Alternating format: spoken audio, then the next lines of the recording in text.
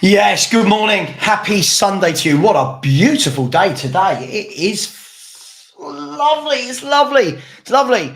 Guys, girls, welcome to every single one of you. So Tottenham Hotspur are the champions of whatever we won yesterday. Well done, Spurs. Absolutely brilliant. Everyone's generational. I'm seeing the same idiots putting posts out about Mikey Moore and he is the best thing in the world. Don't worry. Don't worry about putting pressure on the young kid. Just keep telling him he's the best. I'm sure that will help his development. Guys, girls, today I want to talk about exactly what I said on the tin about the message that keeps coming back to me is Sava, at least we're getting rid of the Deadwood. I want to talk about what that means, what Deadwood means. Again, I feel like we've got a fan base that say a lot of things that don't actually look deep into anything. And me, I like to look into facts, right? I like to look into facts. So we're going to be looking at that. And the reason we're going to be looking into that is I think that, the fact we're not making any money on any of these footballers is going to obviously have an impact on players coming in. And that comes back down to Spurs unwilling to put their own money in. And I'm going to talk about Spurs' money in layman's terms. I'm not going to pretend I'm a financial expert. I'm going to look at layman's terms from the Premier League starting to now, how much money Spurs have spent compared to the others. I'm going to look at this myth of, but we can't win because we don't have oil money. We'll have a look at that. We'll have a look at when everyone tells me that Daniel Levy's done a great job for this football club. We'll have a look at that. And I want to look at some of the crazy comments that have been coming into my chat overnight. Now, this was all started, this has been going on for years, but this was all started for me yesterday when we were talking about Brian Hill. Now, again, I put a post out about Brian Hill, and straight away the excuses come in. The excuses go, at least he's gone. Well, he's not. He's still a Spurs footballer. Yeah. At least, Spurs are going to get more money for him. His release clause is £15 million. Like, the excuses day in, day out from the Tottenham Hotspur fan base. And it is very much, you can tell who is a legacy fan, i.e. who has supported this club for many years, and those that are new to the football club. Because those that are new to the football club, they don't understand the pain. They don't understand the history. So I'm going to point that out for them today. Okay, we're going to talk about a few things. You look at it, right? I mean, look.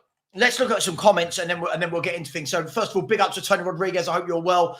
Tony, tell these people, smash the like button, people. We've got 31 likes. There's already 150 of you in here, and if you haven't subscribed to the channel, please do. Thank you very much. I'll tell you what. Let's put that link in the chat, shall we, so that people know where to.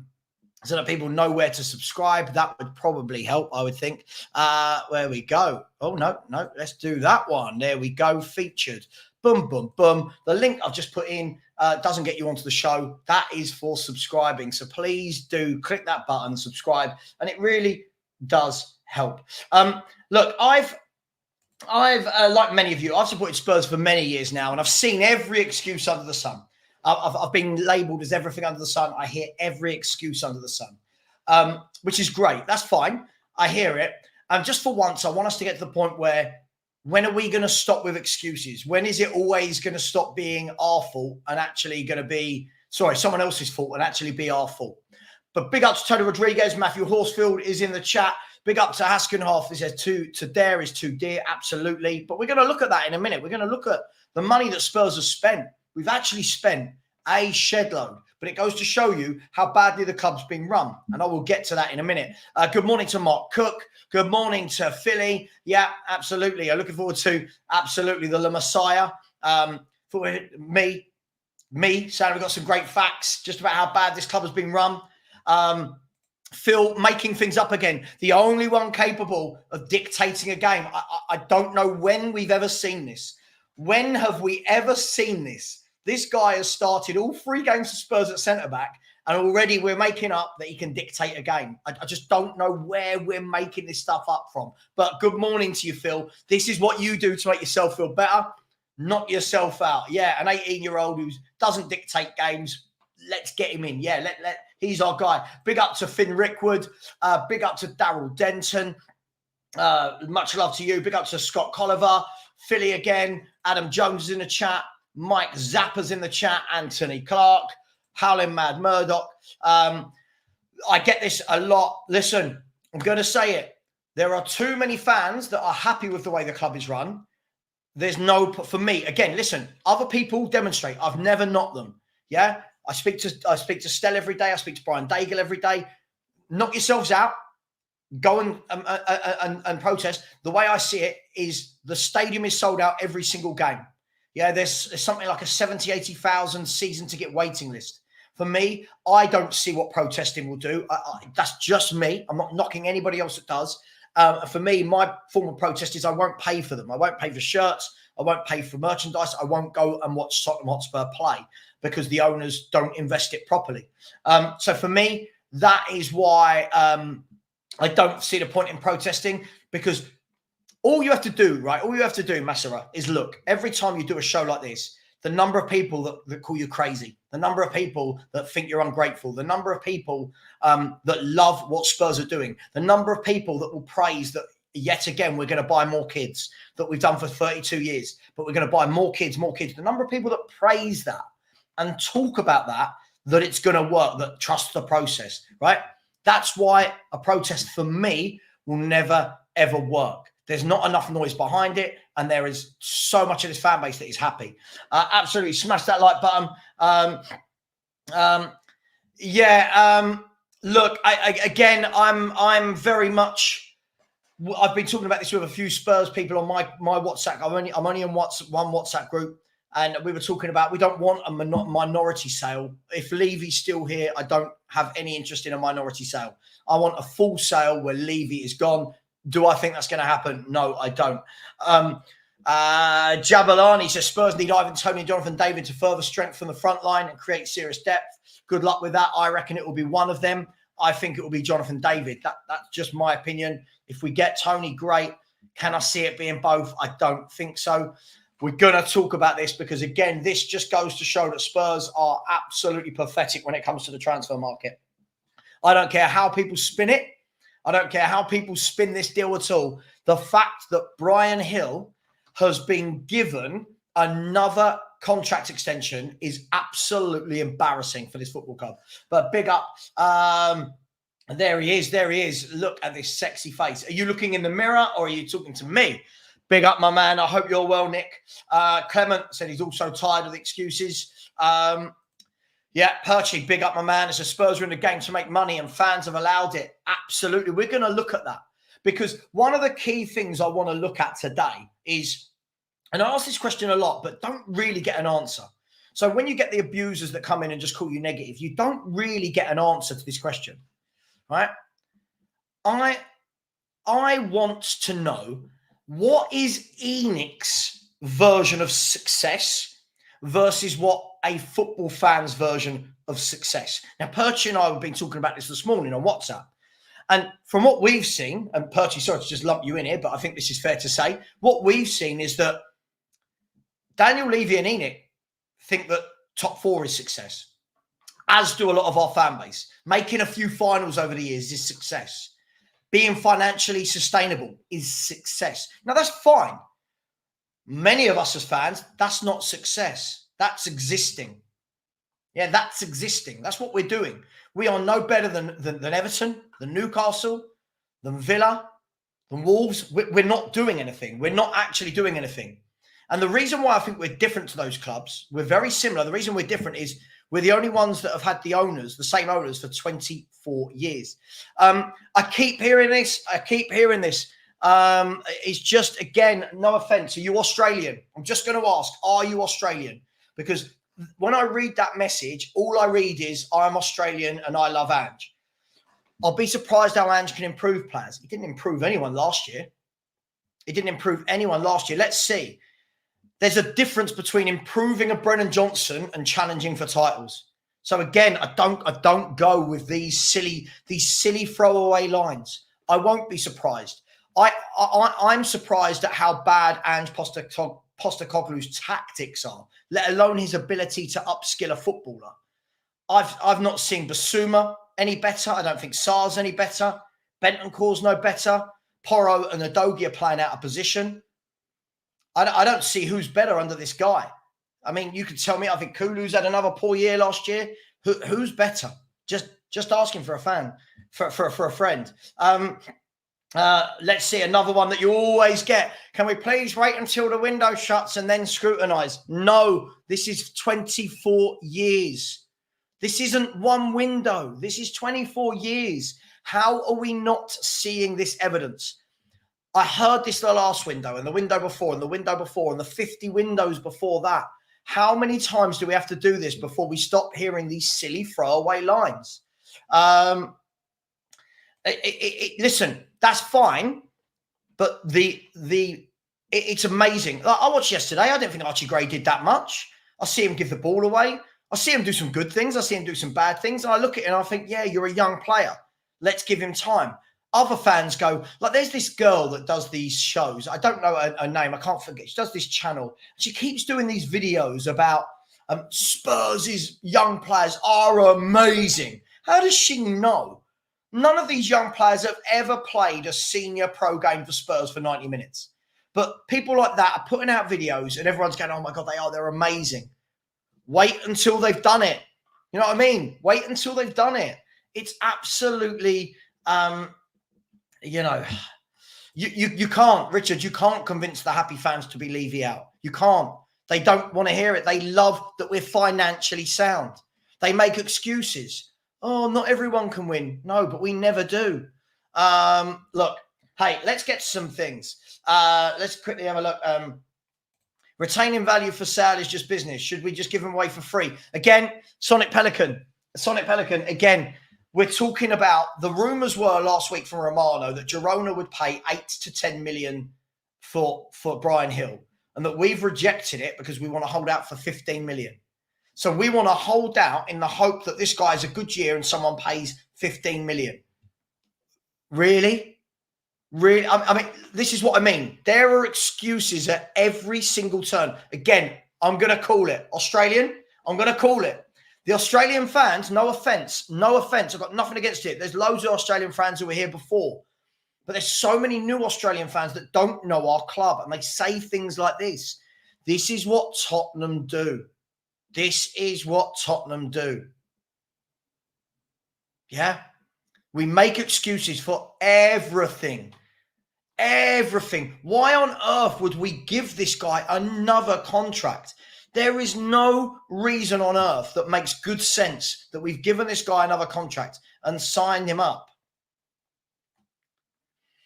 Last season, how could he have improved Van der Ven? Van der Ven wasn't here the year before. What did Sarr do? He improved Porro and Udogie. To what? For me, he's playing them out of position. So, no, and again, I could tell from your first comment that you're Australian. He didn't. Right, let's have a look. 3 of the 4 players you are saying he improved were part of a back 4 that let in 61 goals. 61 goals. Tell me what was better about them. Tell me what was better about them. It's basically the same as the year before. What was better about them? What was better? Oh, wow, Ange not fit of the Premiership. Now, he's fit of the Premiership. I just don't think he's that good a manager. I think you watch how teams... Like, I don't get it. Do fans like you not watch as teams constantly nick the ball off us in midfield, go down our channels and attack us? Do you not see that game after game after game? Do you not see that? Am I the only one seeing that? Let me know in the chat. I can't be the only one seeing that everybody knows how to play against Ange's tactics now. Now, whether or not they've got the quality to pull it off is a completely different thing, right? But everybody knows how to play us now. Everything. Again, it's excuses. Look, you don't know our club. No offense. You will leave when Ange leaves, won't you? Be honest with me. You will leave when Ange leaves. Huh? You will leave. Listen, we can talk about this. I'll tell you what we'll do, Yedo 67. On day 1, when the window shuts, let's see how many of these kids are still at Tottenham and how many are out on loan. I reckon Graham Bergvall will go nowhere, and I think Mikey Moore will stay. I reckon most of the others will be out on loan somewhere, about giving Ange a headache. Ange didn't even want to play any of these kids when we had serious injuries last year. It's mad. It's funny you're having a go at Aussies. No, you're not listening. No, you're not listening. Sonic Pelican, you're not listening. I'm not having a go at Aussies. It's nothing to do with Australia. You're not getting it. You knew. I'd love you to come on to my show and let me tell you about my club, because you don't know. When you're saying you have a winning mentality, but you're backing failure, you're backing all the bad things the club does, then calling it winning mentality. Yeah? Please tell me how the year before was better. I didn't say it was. No, I didn't say it was. Didn't say it was. Me too. Me too. I don't think any of them are good enough. Matheson said, you do wonder if all these channels will be given the same level of energy when it's November in the midst of 2 games a week. Mate, absolutely. Listen, it's nice to say nice things. It's nice to say nice things. That's all I can say. Big up to my brother, Brian Daigle. I hope you're well, my friend. Hope you are well. It's nice to say nice things, right? We can all say nice things. It gets you views. It gets you likes. It gets you money. Yeah? So when I get accused of, oh, you only say these things about Spurs for likes. Some idiot said that to me yesterday. You only say these things for likes. Are you kidding me? Are you kidding me? I would be on 50,000 subscribers now if I said nice things. Are you kidding me? People don't want to hear truths. People don't want to hear them. So I agree. For me, he's not done anything that makes me go, yeah, this guy's good. Yeah? I don't see it. I don't see what the big hoo-ha is. And I need evidence, not these fans going, oh, you don't know Ange. You don't know Ange like we know Ange. What do you mean? I'm using my eyes. I'm using my eyes. Yeah? Absolutely. Mark, absolutely. In the transition, we get hammered over and over and over again. We get hammered on that transition. But everyone just goes, Ange is a brilliant man. Sure. Do something about the transitions then.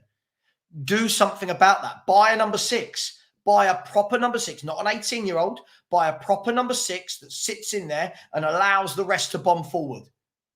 We haven't done it. He's made 11, 12 signings. He's still not done it. He's still not done it. You know, me too, because when teams attack us, we are so light at the back. It's suicidal tactics. Right. This. Exactly. Absolutely. Archie did lose the ball once. No, he didn't. He lost the ball a number of times. Yeah. And sure, you win the ball back. That doesn't change that you gave it away. It doesn't change. Again, this is what I mean. It's too many excuses. Too many excuses. Let the kid grow and learn. Edward Wyver, it's easier being negative because the odds are better. No, it's not being negative. Tell me where I'm wrong. Give me some evidence to prove me wrong. Not feelings. Yeah, being positive is great. Feelings. Oh, I've got feelings. I've got a feeling we're going to do well this year. I went on YouTube channels last year and got told off for telling people they're deluded. They were, weren't they? They were absolutely deluded. They were so wrong. It was unreal. As a Brisbane Roar fan, we're a basket cage for before Ange came in. Yokohama hadn't won a trophy for 15 years. His doubters have consistently been wrong. All right, John Kramer fan, do me a favour. Do me a favour.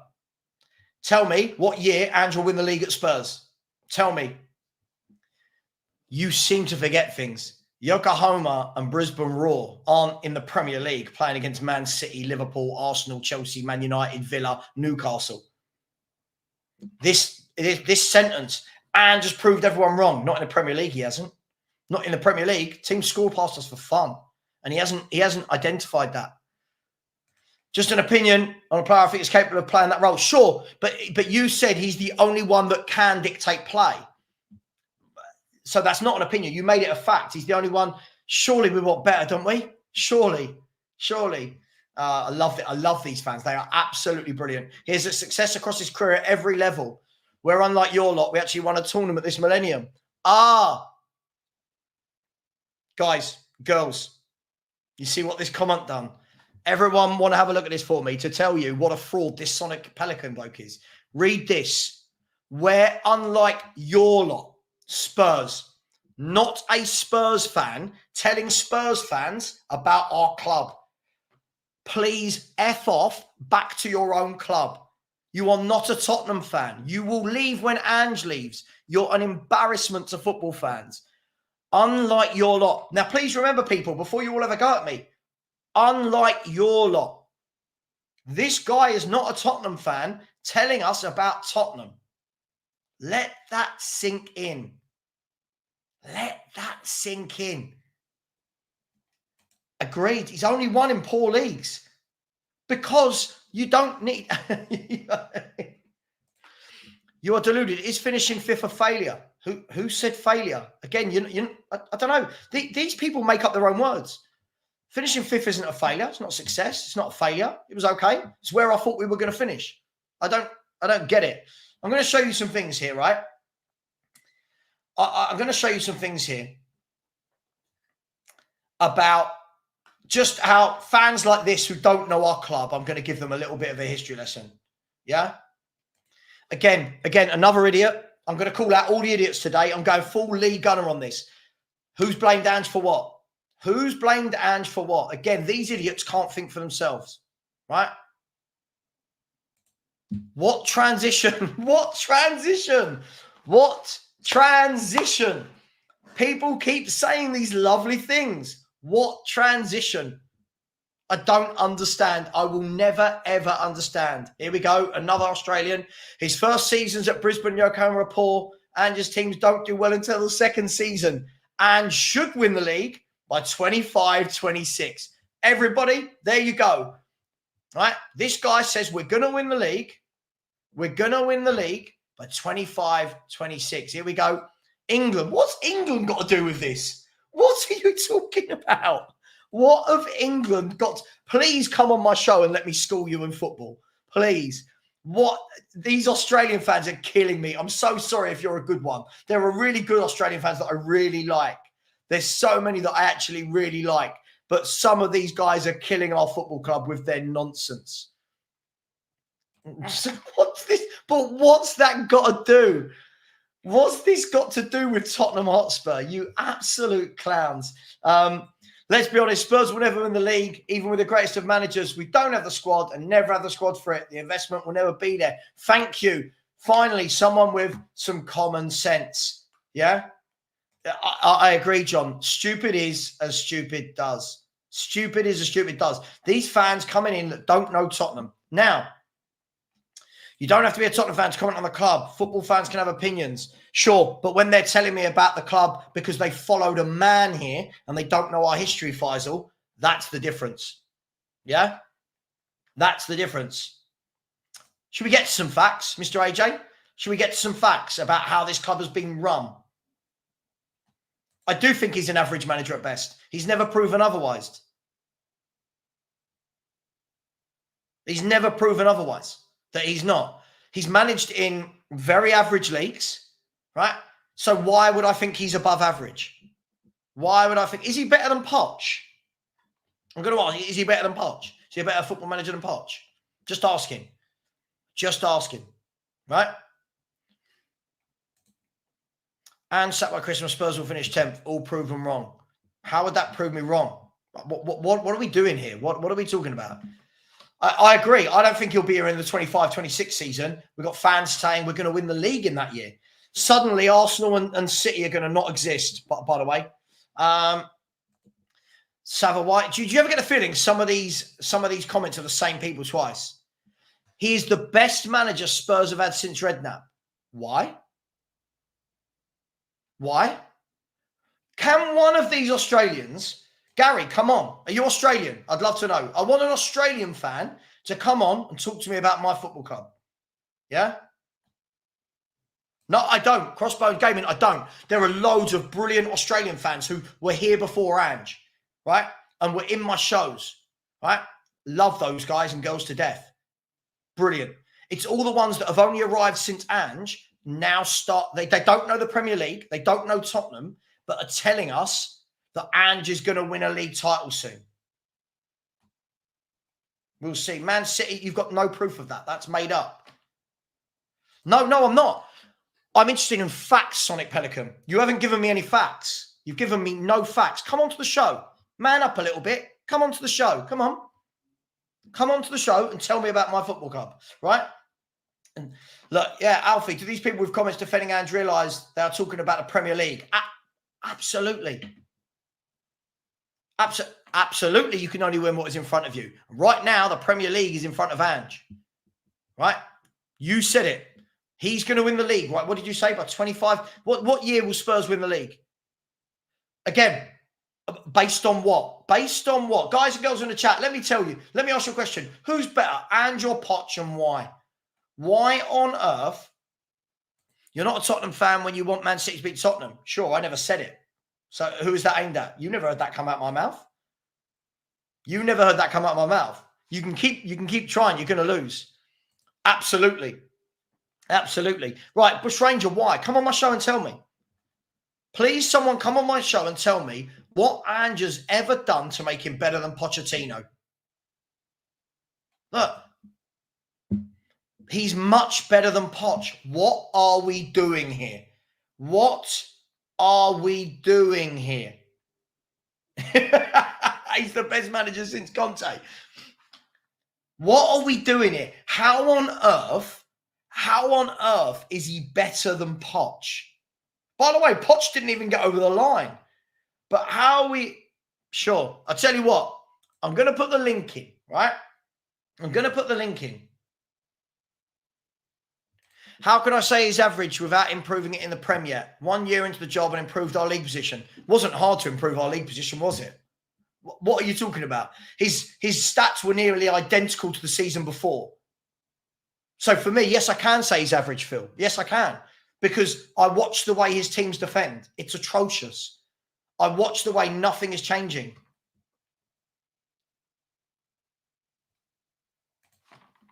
See? So irrational Australian person. This is absolutely mad. Anybody that thinks Ange is better than Poch right now, what's he done? I don't ever remember Poch's teams conceding goals for fun like this. This is absolutely mental. I know. No, he's not better than Mourinho and Nuno either, is well, Nuno he is. He's not better than Mourinho, is he? Okay, but I'm asking, what's he done to prove he's not? That's what I'm asking. Give me a reason. Give me a reason as to why he's better than Poch. Give me a reason as to why he's not average. Give me a reason. Just asking, is he better than Eddie Howe? Is he better than Eddie Howe as a manager? Just asking, is he better than Eddie Howe? Just putting it out there. Is he better than Unai Emery? I agree. And I'm not even the biggest Poch fan, by the way. I'm not even the biggest Poch fan. But Poch is much better. Poch choked. Right? Sonic, Pelican, I will let you come on. There are rules. You must have your camera on. You must have your camera on when you come onto the show. You must have your camera on. I'm putting the link in the chat. This isn't an open invitation to everyone. This is to these Australians that want to tell me about my football club. And then I'm going to school them live. Right? Let's see. Right? Ange, as he has won the biggest prize ever he's been. Pochettino's won a better league than Ange has ever won. Pochettino's won Liga. No? So Poch hasn't constantly failed to win silver, has he? And you guys don't get it. Ange has managed in poor leagues. Of course he's going to win. Of course they are. Of course they are. Of course they are. Of course they are. Mate, absolutely. The rewriting of history, Perchy, mate, it is absolutely astounding. These fans that don't know Tottenham Hotspur. Rory Jennings, maybe? I mean, that guy just chats shit for a living, doesn't he? Because he gets paid. That guy said that Erling Haaland would fail in the Premier League. How's that gone as he's nearly got 100 Premier League goals in 2 years? It's absolutely ridiculous. There is lots of evidence to say he's average, Phil. He's managed in average leagues. And didn't you watch us last year? Yeah, our form in the second half of last season was embarrassing. The goals we conceded were embarrassing. So what is there to say that he's above average? When you're saying there's no evidence to say he's average, give me evidence to show he's not. I need evidence. Mate, I'd take a cut over anything at the moment. I'd take a cut over anything. By the way, Ange got us knocked out in the first round. North London narrative, that link wasn't for anybody. That link was for the people that said they were going to come on. So I'm not going to let you on. That link was for the people I said could come on. All right. The link's been posted, Sonic Pelican. I mean, I've posted it twice. There it is again. There it is again. Posted at 11:33. Agreed. Absolutely agreed. Absolutely agreed. He lost Kane and still improved the style of play. On what basis? We were awful defensively. It's awful defensively, right? So he lost Kane. He knew he was losing Kane and replaced him with Valise, Solomon, Werner, Johnson. That's on him. That's on him. Absolutely. Again, absolutely. I like facts. These people like fiction. These people like what might happen. I like what does happen. Bang on. Bang on. Absolutely DMB. That's why I don't rate him as a manager.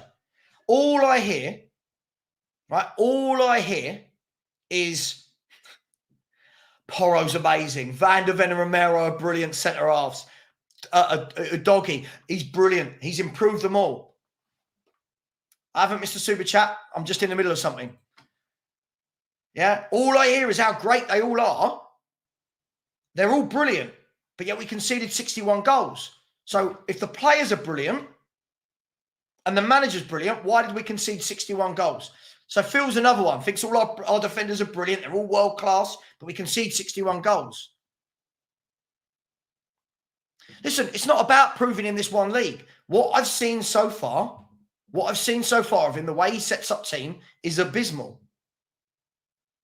I don't think I've ever sat on the fence, Sam Smith. Again, when I get idiots like this that say things like this, I don't think I've ever sat on the fence. The moment this guy signed Timo Werner twice, I said I don't want him at my football club because he doesn't know a player. He signed Brennan Johnson, Timo Werner twice, Solomon, Valise, Ashley Phillips, who he won't play. Right? This guy, I don't know what this guy does. Bang on. Bang on. Bang on. Yeah, Eddie Howe. Now there's an achievement. There's an achievement. He took Bournemouth from League 2, League 1, the Championship to the Premiership. He then takes over Newcastle, who are rock bottom of the Premier League, and within 18 months gets them to top 4. Right? Now I can look at that and go, you're a good manager, you're a good coach. He also got that Newcastle team hardly conceded goals. Now you watch Ange. This is what I mean. This is what I mean. Look at this. Look at this. Look at this. See, the Australian fans are they're so invested in it's about nationality for them rather than facts. Eddie Howe is closer to the worst Premier League manager than the best. Let this sink in. I'm going to save this comment. This has got to be one of the worst football comments I've ever seen. This has got to be, well, I'm waiting for you, Sonic Pelican. This has got to be one of the worst comments I've ever seen from anyone. Wow. No, it's not. The French league is not worse than the Scottish league. No. No, it's not. That's just not. Come on. So what does Ange need to do this year then to prove how good he is, in your opinion? Let me know, people. Let me know. Perchy said, would you be saying this if Ange was West Ham manager? Perchy, bang on. If Ange managed West Ham, all of these people would be over there right now. Right now, they'd be over there supporting West Ham, talking about how West Ham are going to win trophies. Watch this video in 2 years' time. Why? I hear this every year. I don't think there's negativity from either side. There's facts. Noob, there's facts. People always pitch facts as negativity. Mate, I don't understand it. Mr. AJ, this is like Graham Potter going to manage Let me just pick a club at random. Graham Potter goes to manage Monaco. And us English people all going over to Monaco and, oh my God, Graham Potter, you don't know how good you are. I don't get it. Why are they following one man around the world? It's so weird. It is really, really weird. Then they start talking about how bad the English national team is. Sure, I think the English national team is poor. I don't know what that's got to do with anything. Ange one with limited budget. Where? He was the Celtic manager. He was the Celtic manager with the best squad. What do you mean? What are you talking about? I love, yeah, agreed. Christian Gross, he won the Swiss League. Nuno just won. What league did Nuno win? Was it Saudi or whatever league he won? Absolutely brilliant. Tim Man, stop. I don't need people to tell me I've got them saved. They're saved. I will get back to them. All right, please. I'll get back to them. No, I'm not ignoring that he lost Kane. I'm not ignoring that he lost Kane. He knew he was losing Kane and replaced him with bad players. That was on him. Yeah? Managing in poor leagues means nothing if the rest of the opposition is just as poor. The divide between the teams are less overall. Here's a question. Who's a better manager? Ange Postecoglou or Oliver Glasner? Ange Postecoglou or Glasner? Agreed, he was. So the same as at Celtic. So the same as at Celtic, yeah? This is what I mean. Poch wins the league at PSG and you shit all over it. Ange wins worse leagues than Liga and he wins wherever he goes, he's a winner. You're not consistent, so you're not consistent. You're not consistent. I agree. I don't like Conte's style of play, but I agree with you, Ben.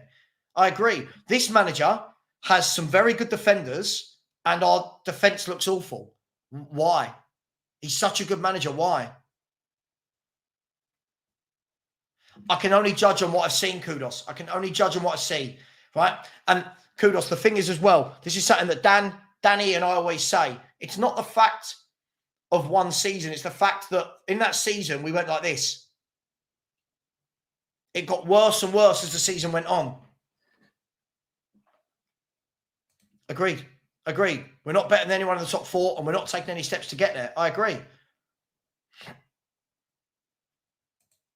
I didn't say the players are brilliant. Yeah, I agree. I agree with this. I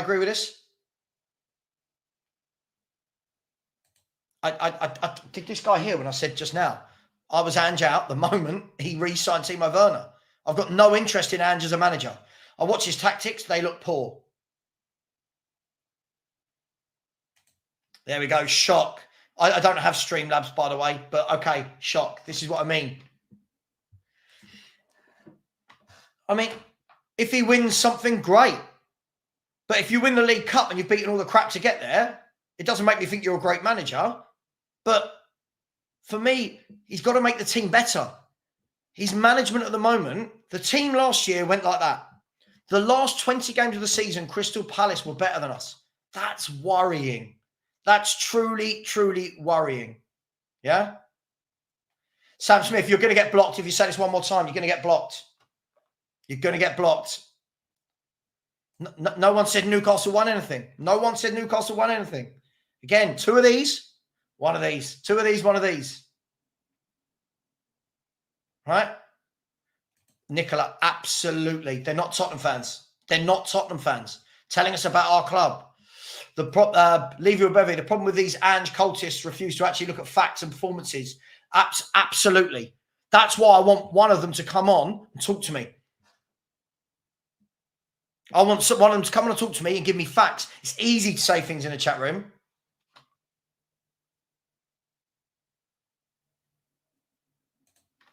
And again, don't know how a player can be close to world class when he's part of a defence that let in 61 goals. Didn't you yesterday say that we had a really good midfield? Now you're saying we've got a really good defence, but yet we let in 61 goals. Phil, again, facts, my facts, your feelings. My facts will always win. This is the problem. My facts will always win. No, not all Australian fans, but stranger. I know you're good, right? Yeah. I know. I'm talking about the ones that come here and the ones that admit they will bugger off when Ange leaves. Right? Let me show you something about our club. Daryl, this video will be saved in YouTube forever. Sure. Daryl, you know me, mate. Daryl, I'll ask you this. How many years you been watching me? How many years we said the same thing? When have we ever been wrong? When have we ever been wrong?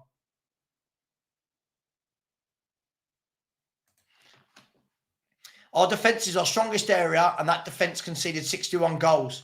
If this guy knew how to adapt, I would be Ange, but he doesn't. Can't back a manager that doesn't know how to fix his own tactics. Bang on. Bang on. This is what I mean. Sam Smith, one more, you're blocked. You're saying the same thing over and over again. I've mentioned it 3 times. I won't pander to you anymore. I've said it 3 times now. I don't want Ange at this football club. Right? I don't want Ange at this football club. I don't know how many times I can say it. I don't rate him. I don't rate him. The Animal said, as an Aussie, pretty much stereotypically, Aussies are the biggest bandwagons. Once Ange leaves Spurs, they will follow where he'll go. They're not true Spurs fans. Bang on. Bang on. The Pelican guy, some excuse that he couldn't connect to Streamlabs that I'm not even on. I use StreamYard. It lets anybody on. StreamYard lets anybody on. You just have to click the link. But as I said, these people just shit the bed. When you ask them to come on, they shit the bed because I've got facts coming out of my ears. Right, again, right? So, Glasner, right? Glasner. Ange by far. Based on what? Hasn't Glasner won a European trophy? Again, I'm asking based on what? Give me some reasons. Give me some reasons. Why? Glasner, absolutely. Glasner has won a European trophy. A European trophy. There you go. Agreed. Sam, you've had it. You've had it. You're getting blocked. I don't know how many times I've said it. I think everybody has heard me say it here. I don't want Ange here. Right? I said it. So you're going now, Sam. You've turned into an absolute dickhead this stream. I'm sorry. You've turned into an idiot. I agree. Glasner all day long. Not even a debate. He won the Europa League with Frankfurt with hardly any budget. Amen. If Ange went to Frankfurt, they'd be letting in 70, 80 goals a season.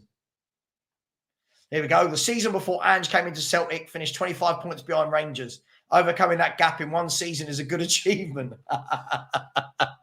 Yeah, with the best squads and the most money in Scotland. Yeah, really big achievement. Yes, absolutely. Oh, exactly. I agree. It is about how you play, right? We can talk all day long. That's what I mean. These people that tell me Romero's brilliant, Van der Ven's brilliant, Porro, Udogie, then how is he making them look dreadful? How is he making them look that bad? From the logic here, we are saying Gerrard, Rodgers, Lennon should be Spurs because they won the Scottish League. Is Arteta better than Ange? Well, he can certainly set up a team better. He's won an FA Cup. He's set up a team better. Yes, I would have Arteta over Ange all day, every day. Sure, Brian, all I can say is so far in pre-season, we've set up exactly the same. I haven't seen any adaptation of his midfield. I haven't seen any adaptation of the 2 fullbacks. It's madness. The problem is, if it doesn't work, right? If it doesn't work, these fans, Brian, will still find a way to say he was right. Oh, of course, mate. Of course. Again, Brett, come on. Come on and tell me, what words will I eat? Tell me when Ange is going to win the league. What's Ange going to do? Oh, here we go. We got someone. Gary Hunter. Well, good stream, Gary. Hello. Thank you for having me. Always, my man. Always. Thanks for coming on. So talk to me. Tell me, what do you think? I'm harsh on Postecoglou? Do you think I'm not? I don't understand him, or I'm being negative? What do you make of it? Well, I'm not Australian. I'm half Australian. My dad's Australian. Sure. I've lived in England my whole life. Supported Spurs my whole life. I think the jury's out. I don't think you can go either way on Ange yet, because every single manager has their own trajectory, and Ange hasn't had the opportunity in a top flight over a course of 3-4 seasons to build something special. I asked the question, I don't think it came through on your chat. Do you think Arteta is better than Ange? Yes. You do? Absolutely everything. What's the evidence of that? First season, won an FA Cup. You said no. You said 2 title challenges, won the FA Cup, best defense in the Premier League, doesn't play suicidal football. And no, I understand. I'm studying to be a lawyer at the moment, and the question we always get told, don't ask a question you don't know the answer to. Sure. So I knew you were going to say that. Right. Okay. With his first season, I heard you say earlier that you don't think you wouldn't be too impressed if Ange won a title last season, if it was a Carabao Cup against bad opposition. Mm-hmm.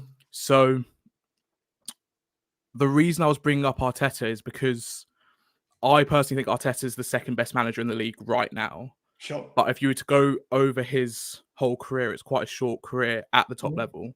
Yep. And the evidence that you would have for him stacked up against the likes of Glasner, the likes of Unai Emery, is quite low. But if you look at what he's built over 5 years, I think is it 5 years he's been there? I think it's 5 years, isn't it? Getting into the 5th season now. It's just really quickly, Gary. Sorry, can I just say kudos? I've not blocked a single person on this stream today. I've not blocked a single person. Kudos. Please don't start with that. Sorry, Gary. Yeah, if we look at his 5 years overall, he's progressively got better and better and built a title. His side could win the title this season. I actually think they are going to win the title this season. Sure. So I think with Ange, the best way to judge a manager with his trajectory, with his career path, is over the course of 5 years, see what he can build in 5 years. Mm. Sure. So I'm not sitting here saying he's the best manager in the world. I don't know. I'm holding my hands up. I don't know. I like him as a manager. I like him as a guy, but I do not know. Sure. Listen, I completely get that, right? I completely get that. However, for me, it's not about I expected him to do anything in year one. Now, I don't know how much you've watched me or how much you haven't. You know, lots of people have watched me for years. Some people have watched me very recently. But if you did watch me last year, from day one, you would have seen that I said I think Tottenham Hotspur will finish 5th. Right? I was never on board with this crazy notion of winning a league title. I was never on board with this, oh my God, Ange ball, and we played this brilliant football. I was never on board with it. Right? So for me, he did what I thought we were going to do. What was more worrying, it wasn't that we didn't win a cup. I mean, I'm a Spurs fan. I'm very used to not winning trophies, right? What was worrying for me was just how we set up the team. What was worrying for me is that on paper, when you look at that back four, right, how he's made it one of the worst in the league in terms of goals conceded, that is bad management. No matter what we can say he can learn and grow. You know as well as I do this year, we will concede a shed load of goals because of his style of play. Now, people will go, oh, but you wanted fun, exciting football. I don't think his football is fun and exciting. I think his football is a lot of needless possession that when you get caught in midfield, we get sprung upon. Now, the worrying thing for me is we saw it against Hearts, right? Have you watched all the preseason games? Yeah. Right. Yeah. We saw it against Hearts. Now, if that bloke up front for Hearts could hit a barn door, right, we would have been 4-0 down, right? We saw it against QPR. We saw it yesterday. The number of times we get dispossessed in midfield, everyone's so high up the pitch, teams can attack us. Now, against most teams, for me, that doesn't really matter, right? Because against most teams, they haven't got the quality to expose it. The quality teams expose it. And I just don't believe, or I've never seen evidence of it, that this style of football can win you anything. It's too gung-ho. There's not enough emphasis on being a unit. He's done nothing so far in the market in this is now his third window to address the need for a holding midfielder. Right? I'm not making those things up. That's true. Right? So if Ange this window had gone out and gone, there's a number 6, and I mean a proper number 6, not we're bringing Archie Gray from Leeds who can play in multiple positions. Not, I'm going to make Basuma a number 6. if we had gone out and bought a proper number 6, I would turn around and go, yeah, okay. At least now you've acknowledged that you wanna do something to protect that back 4. What I'm seeing so far is he's not doing any of that, mate. That's my worry. This 2 inverted fullbacks, I've never seen a manager do it. It doesn't work. That's why we can say it's not give him another year. It's not up to me, right? It's not up to me to, when we say give him a year, it doesn't really matter what we think. Let's see. Let's see what we do this year. Let's see if we finish higher than 5th. Let's see if he sorts that defence out. Because at the moment, mate, if you were another manager playing against Spurs, don't tell me you wouldn't love to play against Spurs' back 4. I think the principles as to why we concede a lot, we share a similar opinion. It's about, I don't think either of us are putting the blame on our defence. We're actually putting the blame further up the pitch. And we're really, really putting a lot of pressure on that back line.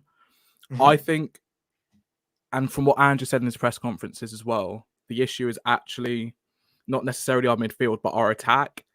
Our front 3 cannot hold the ball at all in any way. Sure. So when you're committing so many men forward and we're always losing, if we don't score, we lose the ball, and then we're getting hit on that transition, we're getting hit on the counter attack. And because we've committed so many men forward, I agree, we need that 6 to be able to break that up. But the question I always ask anyone, because I like to debate with people, is who is that 6? Who is that 6 on the market that we could go get, who's first team quality, who could break up the play? That's his job, right? That's his job and the scouts. That's their job. If they want to play this suicidal style of football, you've got to have the tools to do it. At the moment, he's trying to do it without the tools. Right? I agree with that. I think his viewpoint is he doesn't want to compromise his principles to get a better league position. He would rather stick to his principles so that it's embedded. So in season 3, season 4, the core foundation of the team has been embedded in that principle, so that when you get that 6, when you get that striker, when you get that winger who can actually hold the ball, the rest of the team is so embedded in the Ange philosophy that it's like second nature. I don't think he's too concerned about the short-term success. His viewpoint is a lot more based on long-term success. I was 7 years old, I think it was, when we last won the trophy. I can hardly even remember it. And I would love it if we went out next season and purely played to win a trophy. That would mean compromising a lot on Ange's principles. We don't have that midfield that can deal with transitions. So he would need to play a double pivot. Two of our midfielders sitting back, not committing as many men forward, be more solid. I don't see a world in which Ange does that. I don't. He's very set in his philosophy and he wants to build the club in that image going forward. Sure. Listen, I get all that and I appreciate that. So I really appreciate you coming on saying that. I get it. Right? My worry is this. If you are just going to have a philosophy that requires doing the same thing for 3 years before it gets right, you've got to know that you're going to be backed by the owners. Right? We don't back managers, right? So the chances of him being here 3 years down the line with our owner's track record, right? This is where I think a lot of people get it wrong. I'm not sitting here going, sack him, sack him, sack him. I don't like him. Doesn't mean sack him, right? I think people get that wrong. Okay, I don't like him. For me, at the end of the day, I don't like what he does to our defence. I think he makes a lot of good defenders look poor. I think he's playing a lot of footballers out of position. I think Porro and Udogie, we're taking away their 2 biggest strengths. I think Basuma, we're taking away his strength. James Maddison, I think we're not getting the best out of him because everyone's in that midfield area. But something you said there, again, people don't listen. People don't listen. I don't like Ange. I don't want him here. But there's no point sacking him because the owners aren't going to do anything. I can't keep saying that, right? The problem is something you just said there, which I want to call out on, right? That's fine. This is a yes or no, right? Did Ange say he signs off on all players coming into the club? Yeah, he did. Right. Okay. So when we're talking about, having the players that can't hold the ball up, like I keep seeing a lot of people say, oh, but, we let in loads of goals because of our forwards. Our forwards can't hold the ball. Sure.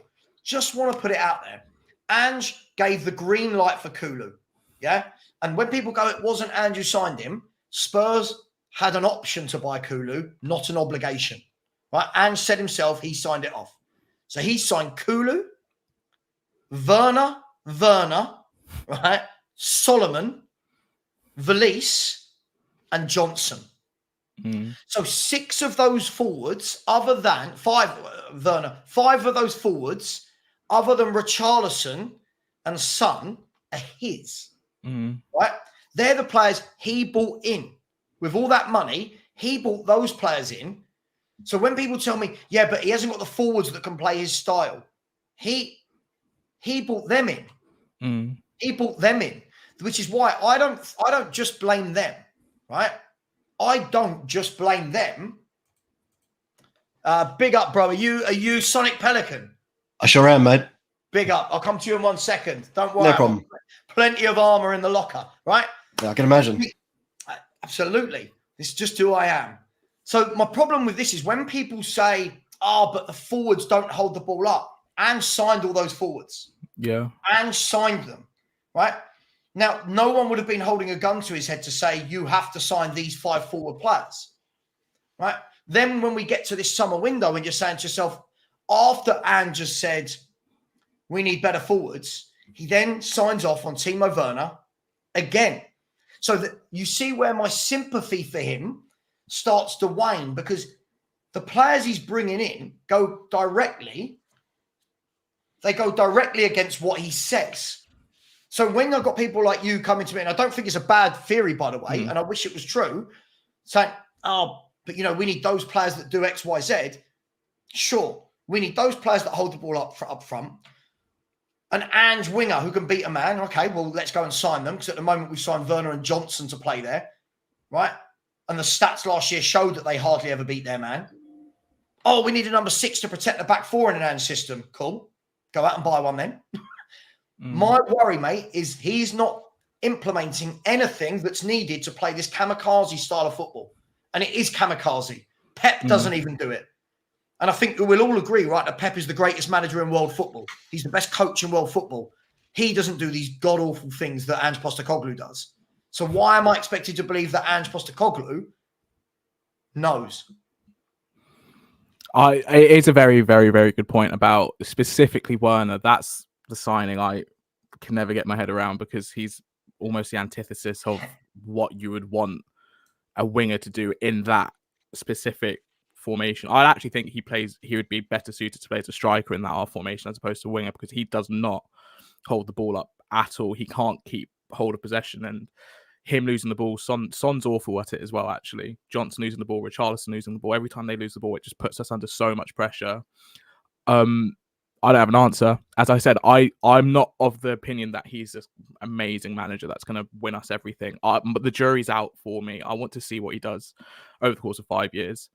I think it's clear. He says it as well that we need to improve in our forward line. But then you're right. The signings he makes sort of goes against what he's saying. So it's factual, right, mate? I'm not making it up. I'm not pretending. He signed them. It is true. And he does say that he signs off on those players as well. So again, I am not going to sit and make an opinion either way. You could say, I know people have been saying you sit on the fence. I am genuinely sitting on the fence, and I'm holding my hand up. I'm sitting on the fence. Yeah. Because I don't know. I want to wait and see in 5 years' time. What I will say is I don't care who wins us the title. I'm quite young still. But when you're saying you want to see what's going to happen in 5 years' time, the history of Tottenham Hotspur shows you this manager's not going to be. I'm not saying with Ange. I'm saying in general what happens. Okay, cool. Yeah. Cool. Okay. But I don't actually care who wins us a title. I just care that we win a title. And I think a lot of people get caught up on even with signings, they get caught up on names. I don't really care about names. I just care about my club winning at the end of the day. Sure, I care about Spurs winning. I don't care about Ange winning. I don't care about. Yeah, I guess if there was a player that I did care about winning, I would love to see Son win something with us because of how long he's been here. Apart from that, I don't really care about the personnel. I just care about my club winning a trophy. Where You want to be the right person in the right position. Yeah.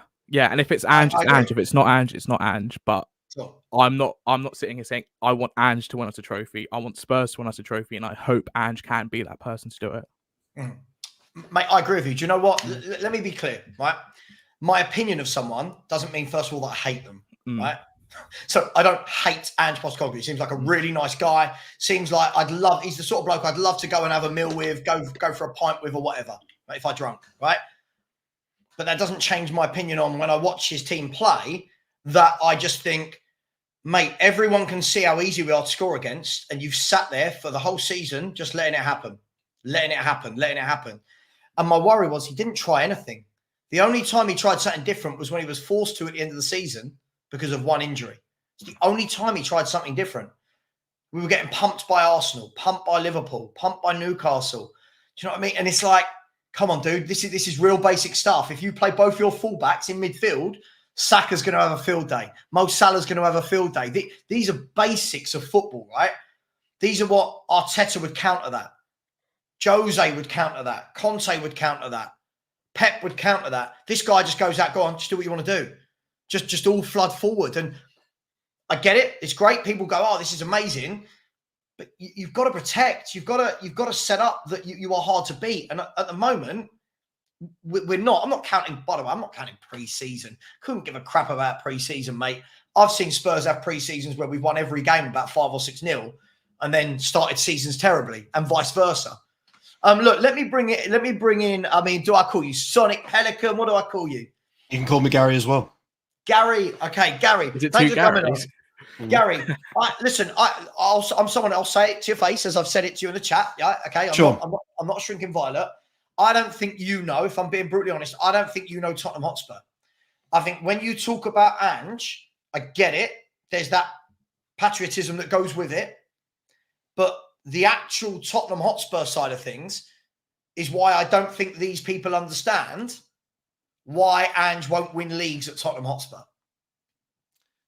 So you're saying, so the inference is that because of Levy and because of the history, like Ange is set up to fail, is essentially what you're saying, and there won't be... Every manager is set up to fail, but how they make the best of that is up to them. And so far, what I've seen Ange make the best of it is signing a lot of bad forwards, no defensive midfielder, and the inverted wing, both the inverted fullbacks is just, come on, man. No one's doing it. No one in world football is playing like that. Well, Ange is playing like that. There's one person in world football that is. So Sure. look, I understand what you're saying. Okay, I understand what you say, right? But I followed him from watching him start at Brisbane Roar, Australian under 23 Australians, and then all the way up through his career. It's been fascinating because we don't have an Australian that has gone through and had a journeyman career and has gotten to the height of the Premier League, right? Yeah. So it is, yeah, we are defensive of him, you know, when there is an extra love because, you know, the things that he's achieved. Yep. But he's been doing these tactics, and he's perfected his tactics through very different leagues, through very different oppositions. But what annoys me is that you can only win what's in front of you. And Sure, when I said that when I referred to the Australian win in 2015, the Asian Cup, you have to understand that was our first piece of silverware ever. And Sure. we're talking about soccer, as it's called over here, is not exactly a huge sport. So for us to do that was a massive achievement. And it just irks me when people go, oh, it's a Farmers League, or it doesn't matter. Like, just because it's not the Euros, just because it's not the Premier League. There's great football outside of England. There is. And I just the disrespect that a lot of people have to it just annoys me. But in regards to Tottenham and Spurs, to dare is to do. I just the club's history, and with Hoddle and all of these guys, is about front foot football. It's about getting out there and you know, doing something special. But Yeah. I wasn't laughing at you, by the way. I was laughing. Yeah, no, I get it. Look, I get it. He plays the game very differently. You know, like, but Conte played the game like haram football. It was just the Agreed. anti-football. Agreed. He's okay with those tactics. He let in more goals the previous season than Ange did with the suicidal tactics. Yeah. So can we add some meat to those bones? Let's add Sure. some meat to those bones, right? I Sure. agree with you. By the way, I didn't want Conte. I respect Conte for what he's done in world football. I feel like none of us can really knock that. What he's done in world football at the highest of levels, the man's a brilliant manager. yeah, there's no doubt. That's very different to, do I actually like his style of play? No, I don't. But if you are going to bring in that manager, and this is what I said, the day you bring in the day that Conte arrived, again, it hasn't changed. My theory from him to Ange to Jose hasn't changed. If you bring in a manager, whether you, me, whether any of us like his style of play, we can chat about this shit all day long online. It makes no difference, right? This is just opinion, right? But if you bring that manager in and you're saying, this is my manager, this is the style we're going to go with, you've got to give them the tools to make their system work. Sure. Now, we didn't do that with Conte. And this is the funny thing about it. Yeah. With Conte, we didn't give him the free centre halves he needs to play wing-backs. We didn't give him wing-backs to play wing-backs, right? We didn't give him a playmaker that he can then go and play wing-backs with two in midfield and one behind the front two. I would argue that Sessegnon would have been really good, but it was just that those horrible injuries for him set him back. And then Jed Spence with the terrible footballer though. That he's not a good footballer. But my point is, right? You look at him, he's gone to Napoli straight away, and his first signing as Napoli manager was Spinazzola as a left wing back. An out-and-out left wing back who he knows. Yeah. Who was really good. He's had his injuries, but really good. Sorry, bear with me. That's okay. Bless you. Thank you. Right. My point is, when we had Conte, and you think he's got a back three of Dyer, Sanchez, and then the other one, Romero, right? And then no wing backs, no real proper wing backs. Then we've got Ange, who doesn't play wing backs, and now all of a sudden we've got the perfect players to play wing backs. Now, that's not on Ange, by the way. That's not on Conte. That, for me, again, is just how poor this football club is run. If you bring in Ange, for me, what I want to see is, if you're going to play this style of play, first thing you've got to do is bring in that defensive midfielder. You've got to. You've absolutely got to. The first thing you've got to do from that, you've got to buy wingers that on the counter-attack or on the transition can beat a man and are dangerous. Brennan Johnson and Timo Werner hardly ever beat their man. That's not me pretending.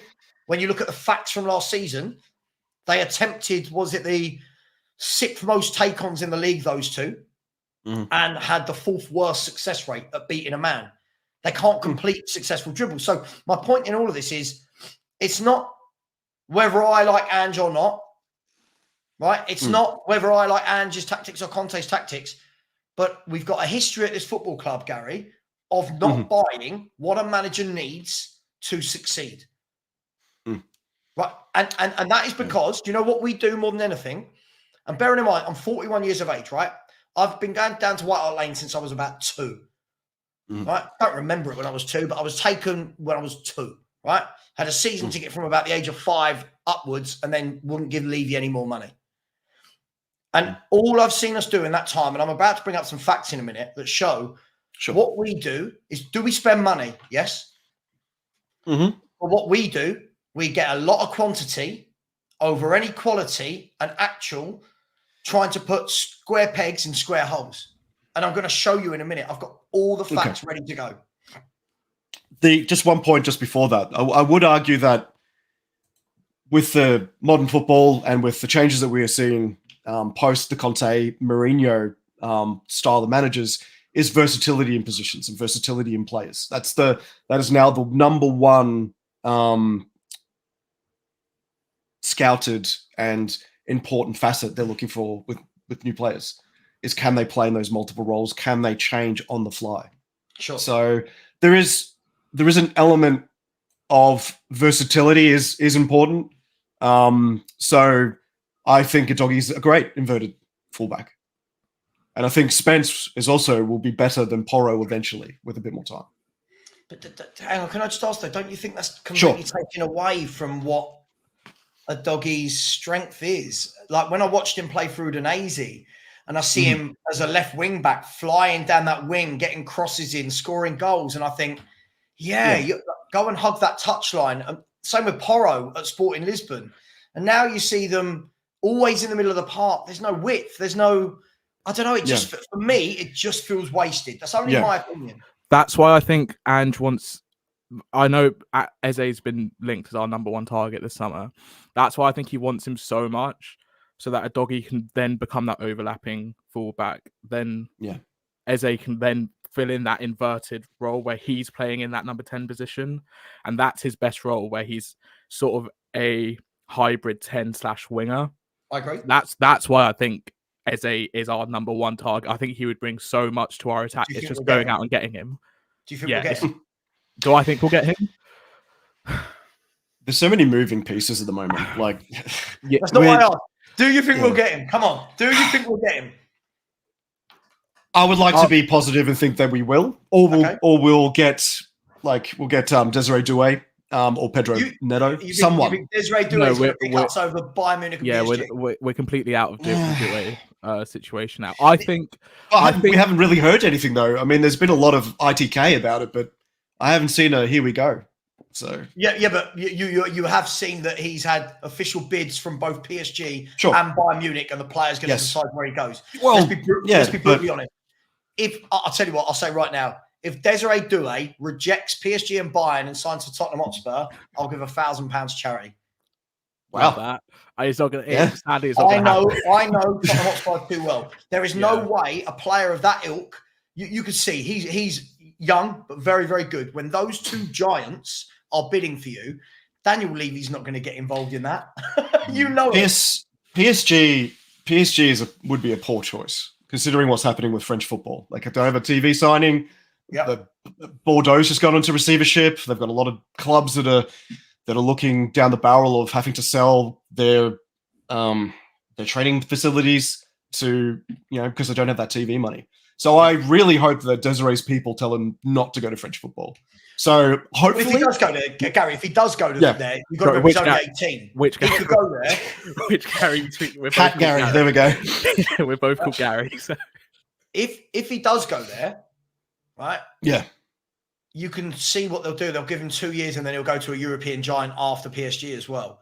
He's still at that young age where that can happen, right? I agree with you. If I was him, I'd go to Bayern Munich and play with with players like Musiala and Elise and Gnabry and Sane. But the fact is, when you look at a Doué, right? And what I've seen of him looks very exciting. I actually watched a bit of him last night playing for the France Olympic team, and he looks exciting. He's fantastic, right? But the moment the two giants are in for him, Levy's not got that appetite. Levy, he hasn't. If the player was 25 million, like when we got Dragusin, he's got the appetite. When the player then starts to go to, we want 40 up front, or we want 50, 60 million overall, Daniel Levy goes, no, step back. We did get Richarlison for 60. We did get Richarlison for 60. I think that was spread. Those payments were spread out for quite a long time. Probably, with Doué and Eze, especially Eze. Are they wanting it up front? They want that will be much. Okay, that's going to be much harder. The money is actually there to do a deal like that. It's just whether Mr. Levy wants to part with the money in that way. Obviously, Levy likes having his deal spread across a long period of time. Even the Kulusevski deal, we got the deal. We got less money than we initially agreed, and that money was spread over 5-6 years, and that was quite a simple deal in the end. It was around, wasn't it like £24 million or something, which was spread over 5 or 6 years. So then you're going to be asking a chairman who wants to do £24 million spread over 5 years to do £50 million up front. It would, I think, if we did, I think a signing like an Eze would completely transform our team. I agree. And absolutely, that will show how much Mr. Daniel Levy backs the manager. Because the two main signings we're going after, if you believe the reports, are Pedro Neto and Ebelucci Eze. Eze can be that inverted number 10/winger on the left-hand side. Neto is amazing at beating his man on the right-hand side. That completely transforms our attack. back the manager and do it. If you really back this man, if you really think Ange is the person to win us a title in 2-3 years' time, if he's going to win us a trophy next season, go and get those players for him. But this is it. This is exactly it. This is the problem, right? And first and foremost, I agree with you.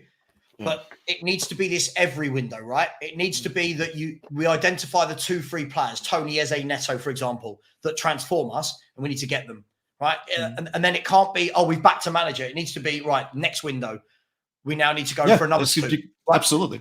And that's what Daniel Levy never does. This is the problem, right? And this is the evidence is there. This is what we never do.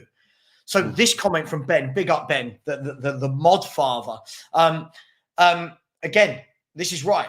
Now, we can sit here and talk about, no one's going to slap down 50 million up front, blah, blah, blah. At the end of the day, if he's your number one target, right, we all know, right, even us fans, we all know, right, guys, that Eze's got a release clause, and we all know that Crystal Palace are in no financial trouble and have said, if you want him, it's going to be 50 million up front and then the last 10, 15 in add-ons. So if he is your number one target, that's not changing. You've got to get it done. So again, the question is, how much is he your number one target? Is he your number one target where it's enough to say, we're going to do what we never normally do. We're going to whack 50 million down up front. If he's not, move on. If you're not going to do it, move on. But don't spend all summer trying to get this guy and then at the end go, we tried. Because you know the release clause. You know what Palace want. You know their demands. Neto, really like questions with the injuries. But again, I do think if you could get him for 20 games, it's much better than having Werner or Johnson for 38. I think he's very good. But the problem is you've got to, at some point, get these first choice players through the door. And Tottenham don't ever seem to. Just a couple of quick things I wanted to go to. As you know, guys, I'm very interactive with my chat. Whether that gets me hate or not is fine. Phil, this is my exact point. When you're saying because he hasn't got the players to make his system work, am I saying he should change the way he plays until he gets the players? You have to adapt. If you don't have a number 6 to protect your back 4, you've got to do something to make yourselves a little bit less easy to run at. That's basics of football, mate. Yeah? Look at Bournemouth. Yeah? Look at Wolves. Look, I could pick at all these teams. I'm sure there's players that they would really like that can't afford, but their managers have to find a way to make them not so easy to score against. So this notion that you never change the way you play, sure, but what detriment? That you just keep conceding 61 goals a season?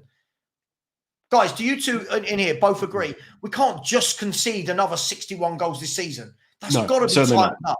Yeah, that's that. Sorry, Gary, you go. Especially with the quality of defenders. I am of the opinion that Romero and Van de Ven are top quality players. They are amazing. Having 61 goals conceded, I argue with Arsenal fans all the time about how good our defenders are, and then they just say you conceded 61 goals. It's so hard to make that point about how good our defense is when our manager makes them look very, very poor, and he sort of puts them on the chopping block. It's not feasible to have a system in which Van de Ven has to bust his gut to get back and make a last-ditch challenge every 5 times a game, because we don't have anyone sitting in front of him to help him with the transition, and we don't have the players to hold the ball up at the front. I saw a comment as well that said bringing in someone like Eze wouldn't stop us conceding the goals. I would like to think that if we got players who could hold the ball up. I saw a video which was Man City's attack, and they never ever give the ball away in cheap positions. They never ever, if they're in the attacking third, they will either hold the ball up, pass it off, or if they take a shot, it will go out for a corner, or they'll beat their man, or they will always find a way to hold on to the ball. If you watch us in attack, it's either we make that cross in, that low cross, and we score a goal, or we give it up and then we're conceding from the transition. That happens around 5 or 6 times a game. I think it's actually the only reason we conceded only 61 goals is because of how good Van de Ven and Romero are. If we didn't have those two, we're probably conceding 70, 80 goals in the season. It would be an absolute awful, awful, awful defense if we didn't have two of the best centre backs in the league. I agree with you. The thing is, though, to play that style of play where you don't give the ball away. Like, let's be fair, when Man City concede a goal, most of the time it is because they've been cool, right? Most of the time it is because they've been cool. And it's the same with when Pep was the manager of Barcelona. People go, oh, Barcelona at the back. Well, listen, when you have your whole team in the opponent's half, you're going to concede goals, but you've got to limit that, right? For me, for that to happen, guys, first of all three of your midfielders have got to be a lot better. All your midfield in a possession-style team need to be super comfortable. And you know, I'm talking about, you look at Man City's midfield. Name me a Man City midfielder that's not comfortable at receiving the ball, holding on to it, playing 1-2s. They're all super comfortable. Arsenal are now doing the same. Declan Rice very comfortable on the ball. Odegaard is. Partey is. Jorginho is very good on the football. You know, that's what you've got at the moment. We've got a lot of players in our midfield that are very hit and miss. They're not, for me, they're not possession-style footballers. Bentancur maybe, but again, inconsistent, the injuries. Basuma's not that style of player.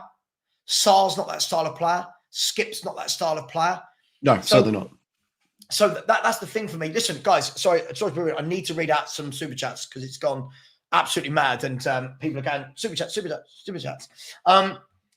Big up, Tim Man. Thank you very much. Really appreciate you. Always here for me. Said, morning, Sava. I'm now hearing from fans we don't need to buy players as we have more Bergvall and Gray. This would be madness as the same fans will put pressure on them if they don't perform. Look, Tim Man, I think a lot of our fans have got it wrong. The young players should complement the squad. They shouldn't be the squad, if that makes sense. We shouldn't just be relying on them. They should be complementing. You've got to have that mixture. Man City bring through young players. Arsenal do. Liverpool do. But they still buy quality while they're doing it. So I completely agree with you. Thank you so much for the super chat. Orox Beats, big up my brother. I said I schooled all the Levy and Ange buttlickers in Sonny versus Sonny V2's video on how generational and world-class our shite tactics and team are. I roasted Sonny's blind optimism and criticism of your realism. Was he? Listen, I don't know who Sonny is. Was he having a pop at me? Never mind. If he was, tell him to come on my channel. We'll have a chat. Big up to you, Horrocks. Really appreciate that. Horrocks has gone on to say, honestly, Amorim would win the Europa with this squad. I think Amorim would set us up better, for sure. I don't think we concede 61 goals. Just my opinion. Big up to you, Horrocks. Roy, I said, Sava, don't quit your day job. Okay, thanks for the advice. Also, Roy, you haven't even spelt my name right, so I don't really think you should be telling anybody about anything. But big up to you. Thank you for paying me to tell me not to quit my job. Matt O'Reilly scored yesterday. He would change his player I've really liked for a couple of years. I really like Matt O'Reilly. Said it, for me, he's far too good for the Scottish League. And I believe that's why he's in talks with Atalanta.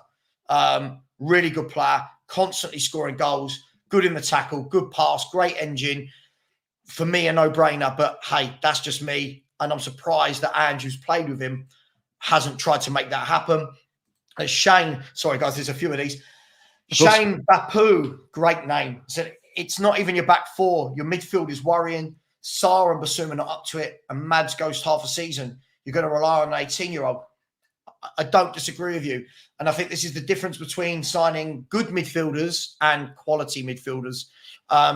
Look, I do feel sorry for Basuma. I don't think he's a number 6. I feel so sorry for him when he's played there. Not his position. Maddison, big year for him. He's got to prove that he's not the half a season guy, right? Big year for him. Orox Beats has come back in for the next 3 and said, as we have said before, Sav, a Poch 4-2-3-1 or an Alonso 3-4-3 or 3-4-1-2 Conte system would work wonders with a squad. We have the best wingers to overlap, wing backs to overlap. I do agree with you. I think we also acknowledge that it's not happening. Ange is not going to play wing backs. I think it's mad. I think we've got a great set of 5 at the back to play that, but that's up to him.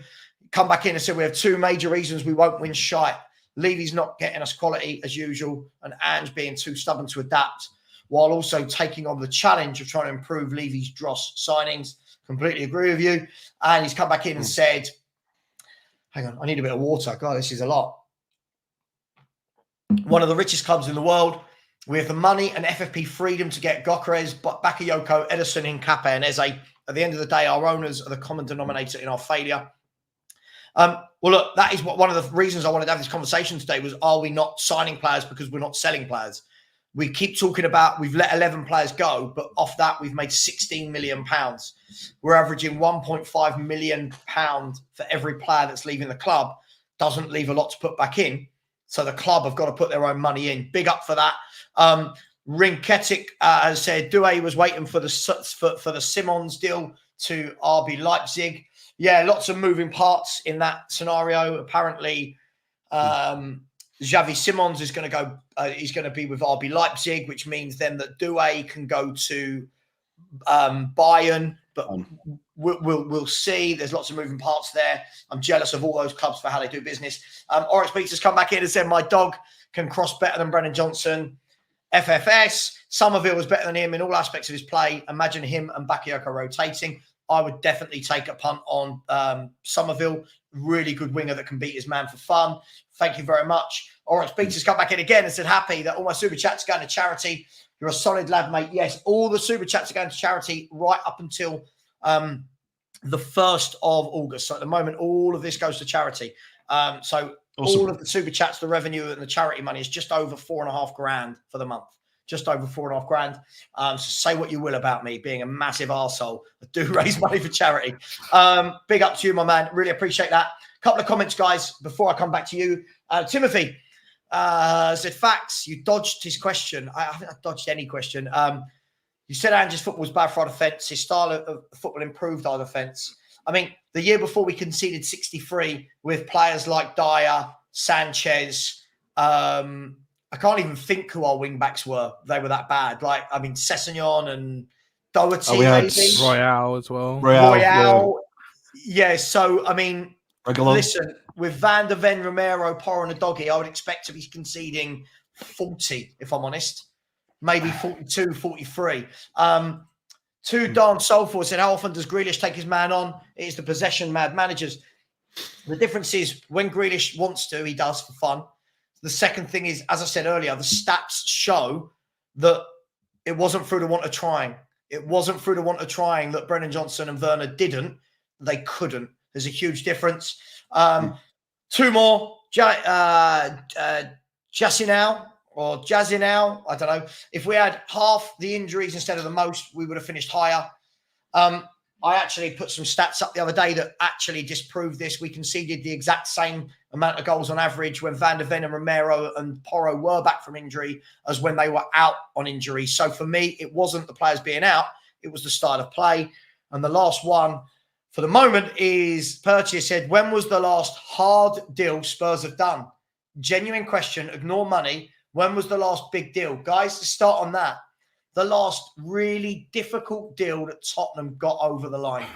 What are we calling a difficult deal? Do you mean in terms of like finances, or do you mean in terms of competition?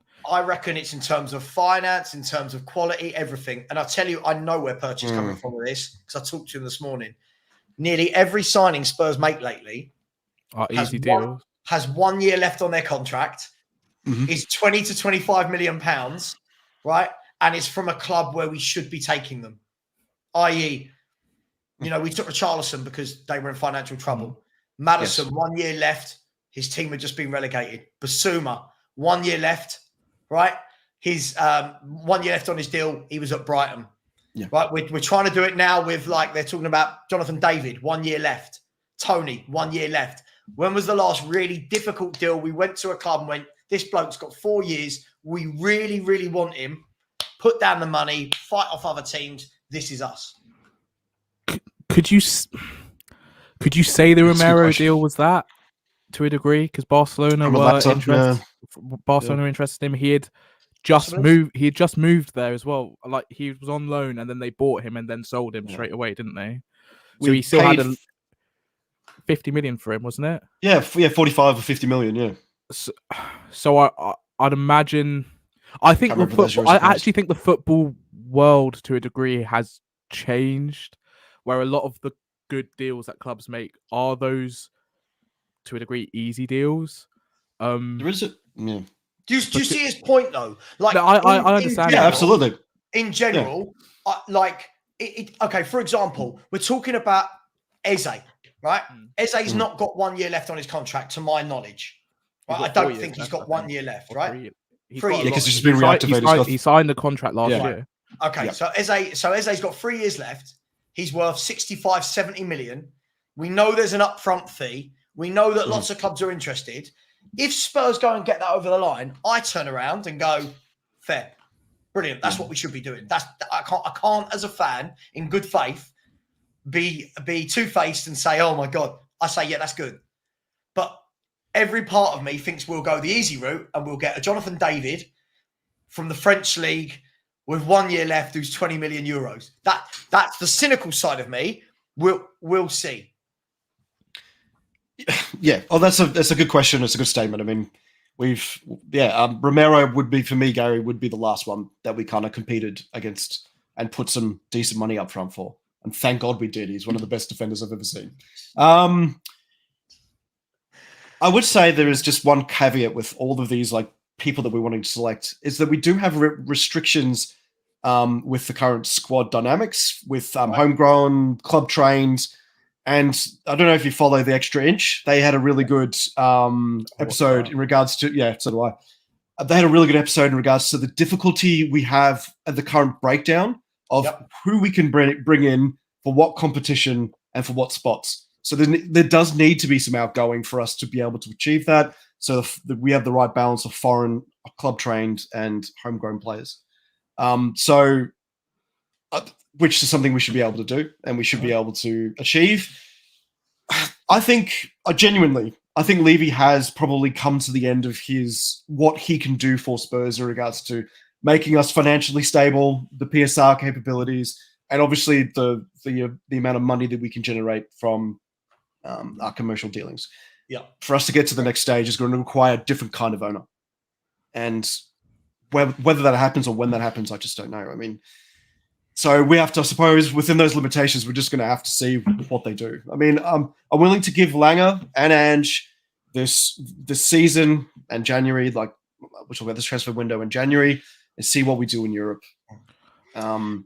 Listen, I don't disagree with you. Langer, for me, at the moment, has got a lot to prove. So far, anything Langer's done, I don't see any different to what previous people did. By the way, Fabrizio Romano has just posted in the last 7 minutes, Southampton have agreed a deal to sign Ben Brereton Diaz for 7 million. I think that's a good deal for Southampton. By the way, but before everyone says, "Oh, Sava wants Ben Brereton Diaz at Spurs," I didn't say that. I just think it's a good signing. It's a good signing for Southampton. Yeah, absolutely. For a promoted club coming up, buying a goal scorer is a tough thing. Guys, I want to show you something, and it's what I put together for this stream. By the way, big up everyone in the chat. I mean, listen, whatever happens, what this shows is when people come on, we can find a common ground. Right. And a lot of me talking to the chat is goading them. And I'm happy you guys came on and see we're not all bad, horrible human beings. Keep smashing the like button. We're only a few away from 12,700 now. So please smash that button. The link is in the chat. So please do subscribe if you haven't already. And please smash that like button. We've got 192 likes. There's 400 of you in here. That's 50%. That is Daniel Levy type stinginess right there. So please smash that button. By the way, yes, he is, but that's a different story, Mohamed Riyad. We won't get into Ben Brereton Diaz versus Timo Werner. Brereton Diaz is generational. He is absolutely generational. Nick, just for you, love you, man, but your man, Emerson Royale, is absolute dog shit. Just saying, mate, hope you're well. I'll speak to you later on WhatsApp. Guys, so what I hear a lot, right? What I hear a lot is that Spurs can't compete with the oil clubs, right? Here's all the time. Spurs can't compete with oil clubs. There's a reason why Spurs haven't won anything. We can't compete with the Liverpools, with the Arsenals, with the Cities, with the Chelseas, with the Man Uniteds. So I decided to do a little bit of digging myself. Yep. Okay, this morning. I like a little fact and some digging.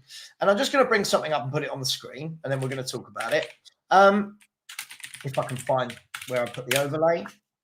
Where is the overlay? Here we go. Now, I'm not sure how big this will come up. Not the biggest. Now, this table here gives you an idea. I say an idea. This tells you, right, that since the Premier League began in the 92-93 season. So what? So we're looking at what? 31 years, 31 seasons, is that 30? However that's worked out. It shows you who's spent what on players, who's sold what on players, and the number of players that have actually come into the club. Now, I thought this was pretty interesting, guys. I don't know. Other people might think this is complete nonsense and not care. What I found interesting was a few things. And I got some stats aside from this because I went and did some more digging. Let's take Chelsea and City away, right? Chelsea and City, we know where their money came from, right? We know that we couldn't compete with Abramovich's oil money. We can't compete with Man City being owned by a foreign state. We get it, right? Cool. And the money that they've spent after their sales is astronomical. So Man City, it looks like 1.4 billion they've put in of their own money. Chelsea's just off the top is what, 1.2 billion. I want to talk about the next level, the four down after that, okay? Because I think those two at the top are an absolute anomaly. When we look at Man U, Liverpool, Spurs and Arsenal,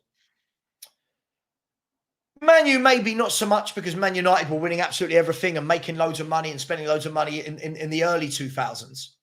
Yeah. When you look at Liverpool, Spurs and Arsenal, in the grand scheme of things, there's not really a lot of difference in terms of money spent. So, for example, Liverpool, over the course of 30 years, have spent £180 million more than us. Right? 180 million. That's 3 Richarlisons. Right? They've spent 3 Richarlisons more than we have. But in that time, they've actually recouped more. And yes, when you actually work that out, trust me, I worked out these figures. Liverpool and Tottenham, when you actually look at the overall figures in terms of what we spent versus what we've made, in 30 years, Liverpool are 10 million. They spent 10 million more than we have. So when people tell me, oh, we can't compete with these clubs and blah, blah, blah, Liverpool have spent 10 million more than Spurs when you add up the, right? Bringing in less players. When you look at Arsenal as well have spent less than us in 30 years, right? They've recouped less than us, but the actual balance is there or thereabouts the exact same as Tottenham Hotspur. But again, 499 players coming in versus 635. So this led me to believe, and there is a point to all this, this led me to believe, and I'm interested to see what the people in the chat think, this led me to believe that this goes along with a theory that Tottenham is always about quantity over quality, right? Now, before we answer that, listen to this. In that 30 years, right? This is true. I've not made this up. This is true for anybody in the chat who go and look at Wikipedia, do whatever you want to do, right? In that time, Tottenham Hotspur have won 2 trophies. Okay, we've won 2 League Cups, one under Levy and one in the previous ownership. That's averaging a trophy every 15 and a half years, right? Which is shit. Let's be brutally honest. Considering we're not even the 6th lowest team in that top 6 of spending, right? 2 in 15 and a half years. Then we'll go to who was the next in that list? The one below us was Arsenal, right? Arsenal, yep. Arsenal, in that time, have won 13 major trophies. Now, they've also won 9 charity shields. So they've won 22 trophies. Now, when we're talking about major trophies, we're talking about League Cups, FA Cups, Premier Leagues, Champions Leagues, Europa Cups, Super Cups, World Club Cups, right? The big... Got to count the Audi Cup as well. I mean, that's just the biggest piece of silverware. Exactly, right? So Arsenal, 13 major trophies, 9 charity shields. They've won 22 trophies, right? Liverpool, who bear in mind have spent 10 million more than us in that whole time when you average all the money out, have won 17 major trophies and 3 charity shields, including 2 Champions Leagues in there, a Premier League in there, multiple FA Cups, multiple League Cups. So they've won 20 trophies. Man City have won 20 major trophies and 3 charity shields. They've won 23 trophies. Chelsea have won 24 major trophies and 3 charity shields. So they've won 27 trophies. Man United have won 29 major trophies and 11 charity shields at 40 trophies. Across that 5, they averaged 26.5 trophies each in 30 years. So more often than not, they win a trophy every single season. Do you understand why I brought that up? To show that's how our club is run. That we spend, but badly. We spend, but on quantity. And these other clubs that have done similar things, not Chelsea and City, similar things to us in terms of Liverpool and Arsenal, are winning trophies year in, year out. Why? They back their managers. So, for instance, we've had Arteta in 4 years. He was pretty atrocious to begin with, but he's built his team over that 4-year period. In the same time Arteta has been the manager of Arsenal, how many managers have we had? Sure. How many styles have we had? Sure. And then we've had Paratici come in and out. So we have been a mess in the background over that time. We have spent poorly. There's no doubt about it. We have spent poorly, and we've aimed at things that just didn't make any sense. But through that entire process, we just keep abandoning we keep abandoning a project in its infancy, and then when you abandon it, you have to rebuild from there. So then, in the middle of that, we then abandoned another one, and then it's just the wreckage. We have all of this wreckage that we're having to sort through.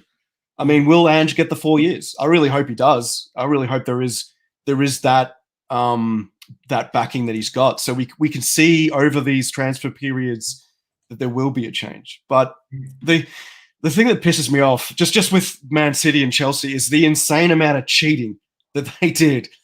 They've gotten away with the external payments and the overinflated valuations that they did with their sponsorships and stuff. It is, I mean, that's how they won. That is how they won. They generated and they put money into the club in ways, and had money that was outside of the club in ways that no one else was competing with. So there's when you have the highest wages, you will win all of the silverware. Sure. That's just how it is. But before you get onto the City and Chelsea aspect of it, because I feel like that's going into a different aspect of, I think one period of time, at least since I've been really following Spurs, that brings that finance sheet into contextualizes it, is we had with Poch, and the players say it, we had a very good core which needed 1 or 2 players to take us over the line, and we didn't. That was when we actually needed to spend the money. That's a period of time where we could have, instead of buying 6 players in a window, we could have bought 1 or 2, spent our entire budget for that window on 1 or 2 players, and that probably would have won us a title. I recently finishing second to Leicester.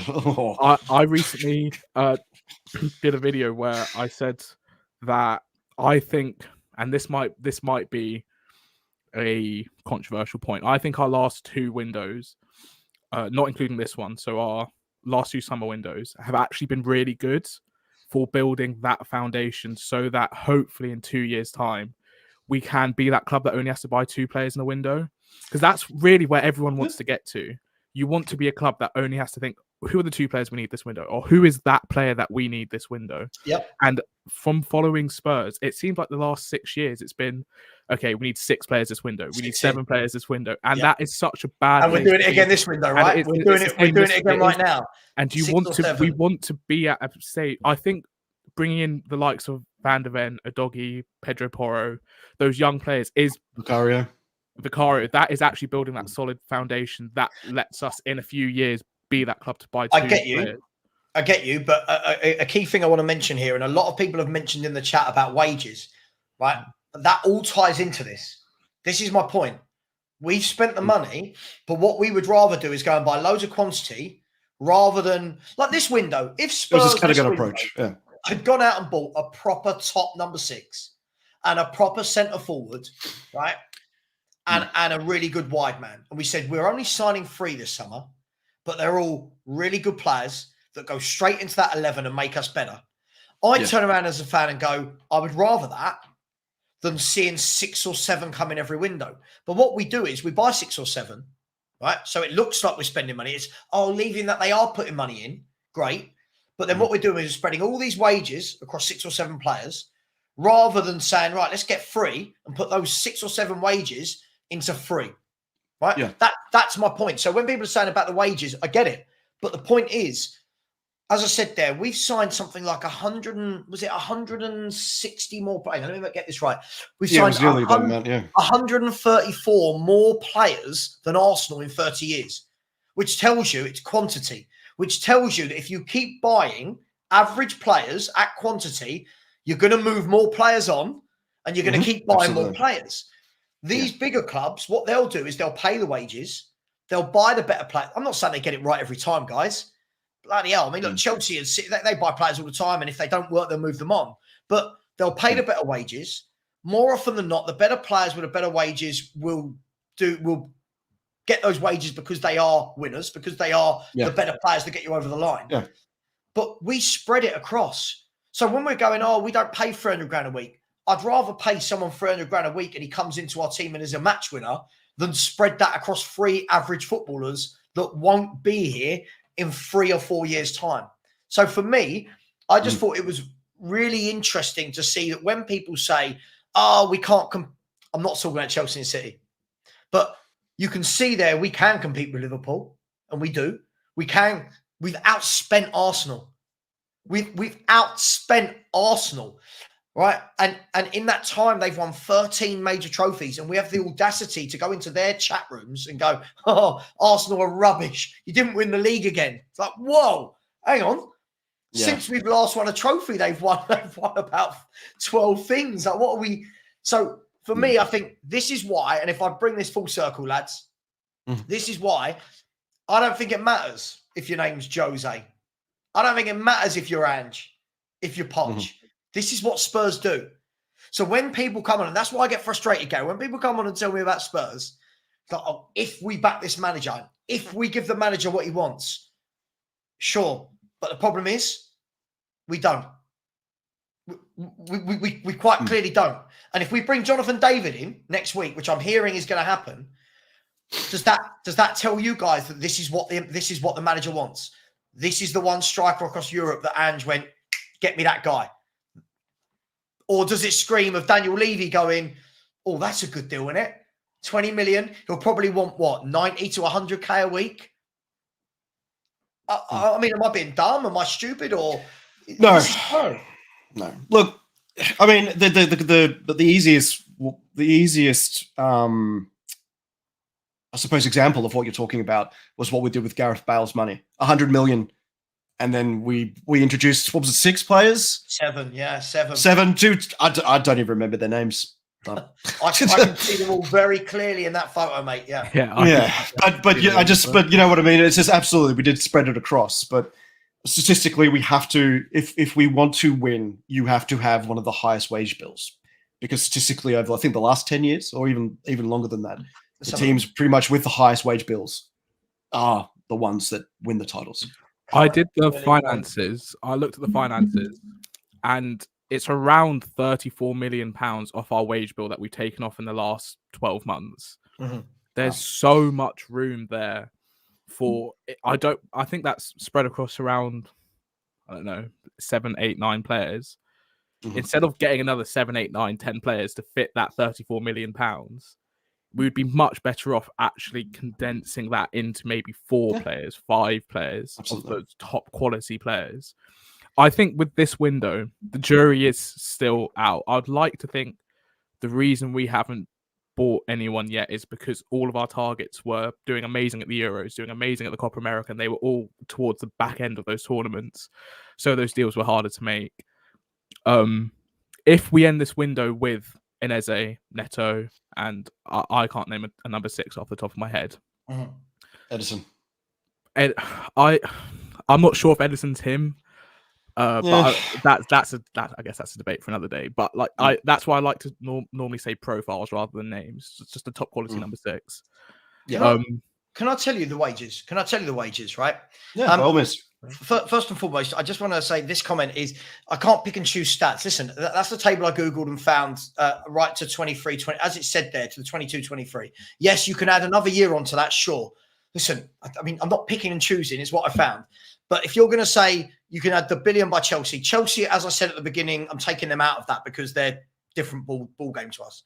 But if you want to add in the millions by Arsenal and Man U, Spurs spent a hell of a lot of money last summer as well, mate.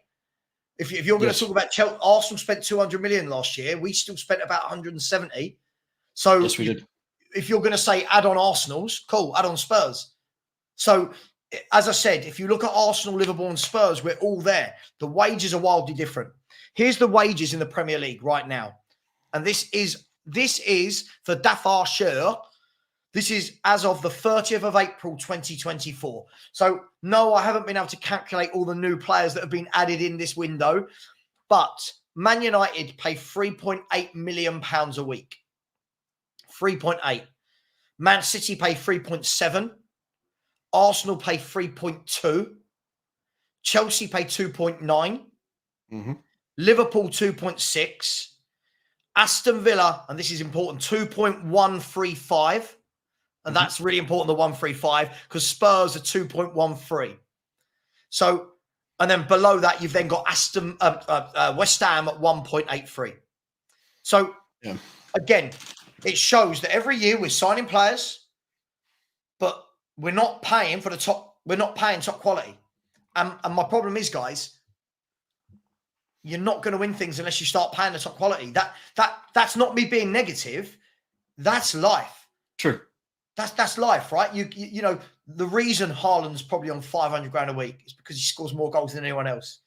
The reason Kevin De Bruyne is probably on whatever he's on is because he's the best midfielder in the country. You know, the reason Mo Salah's probably on 400 grand a week is because he scores bags of goals every year. The reason we've got Brennan Johnson, the reason we've signed Timo Werner, these players aren't getting those big salaries because they're not good enough. And that's what we will pay for. It's just me. That's just me. Absolutely. But we can only really, I suppose, as fans, we can only really look at what we're doing.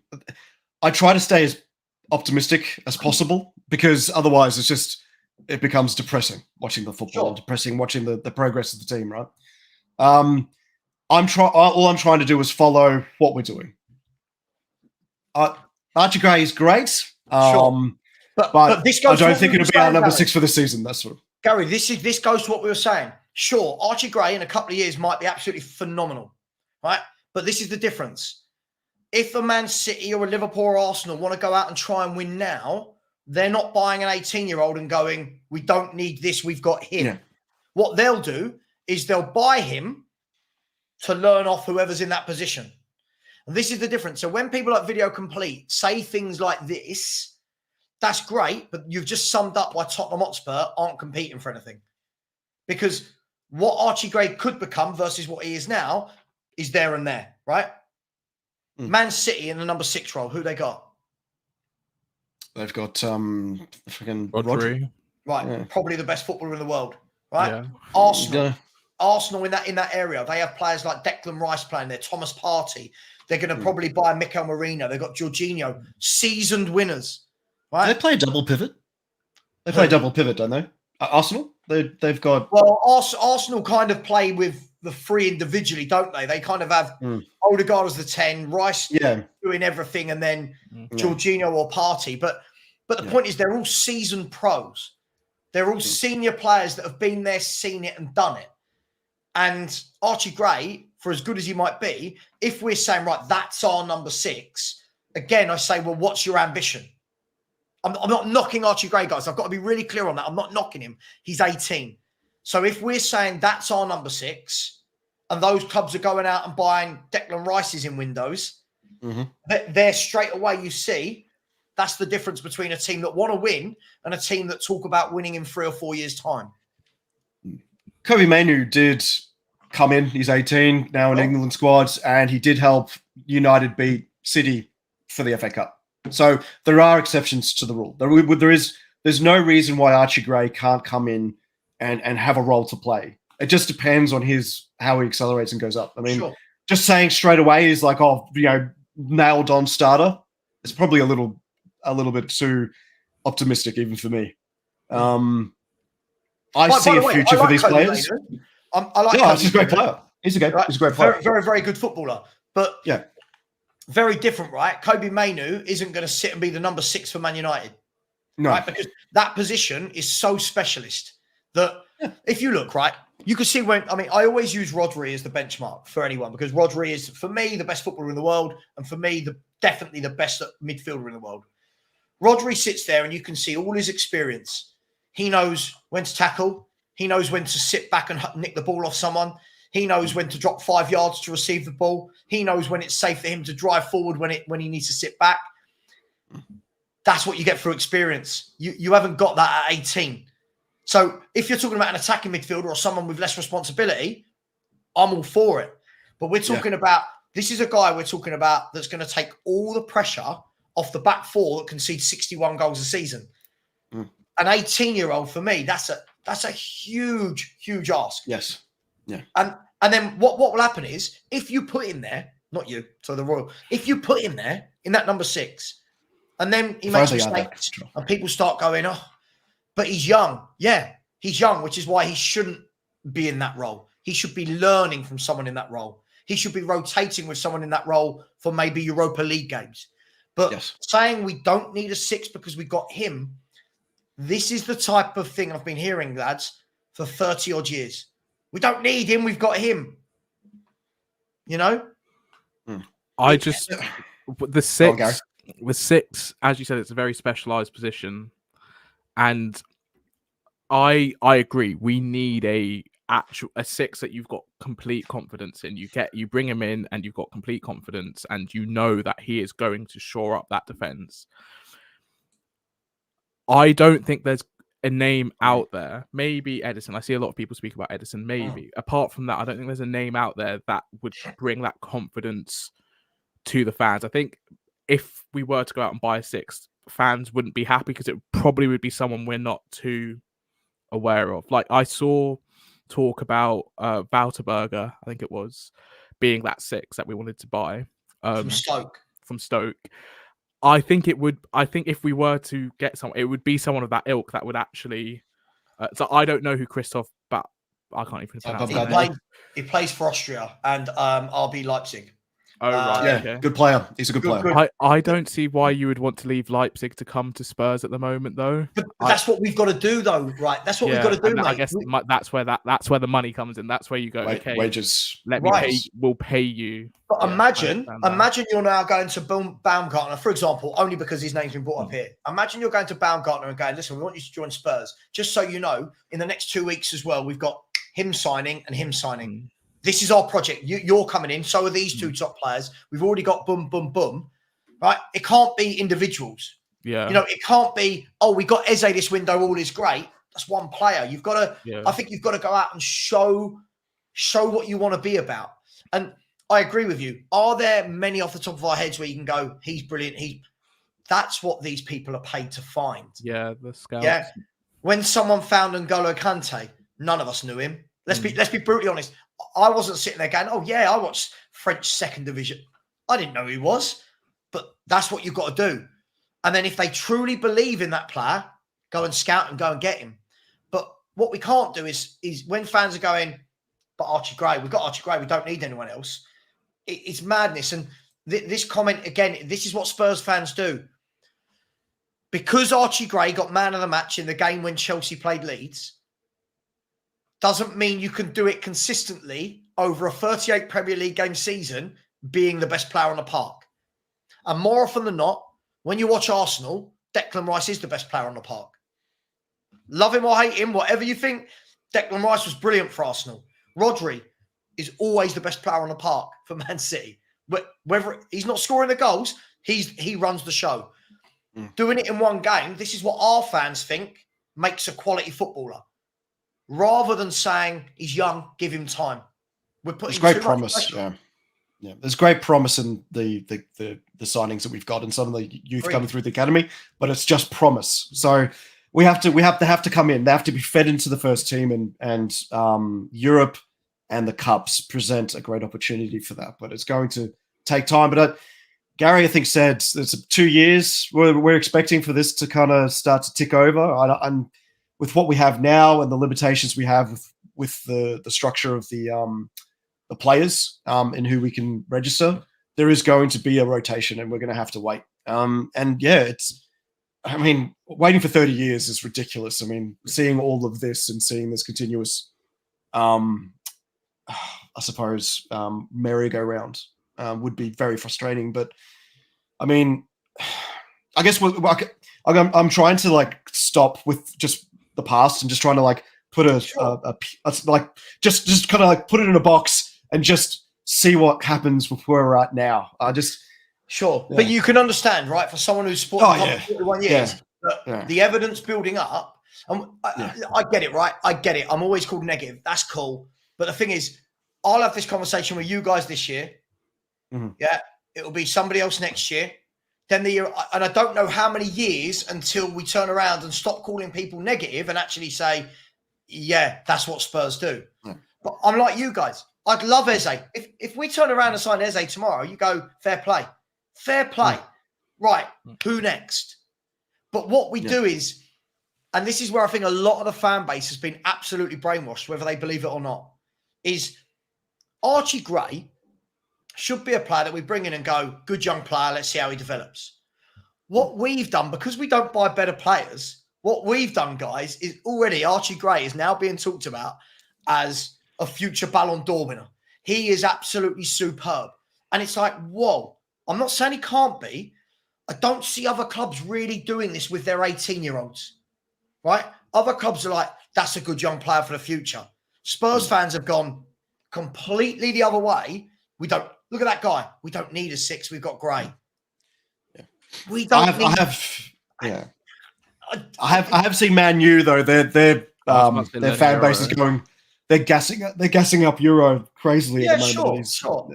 Sure. Listen, I'm not saying it never happens.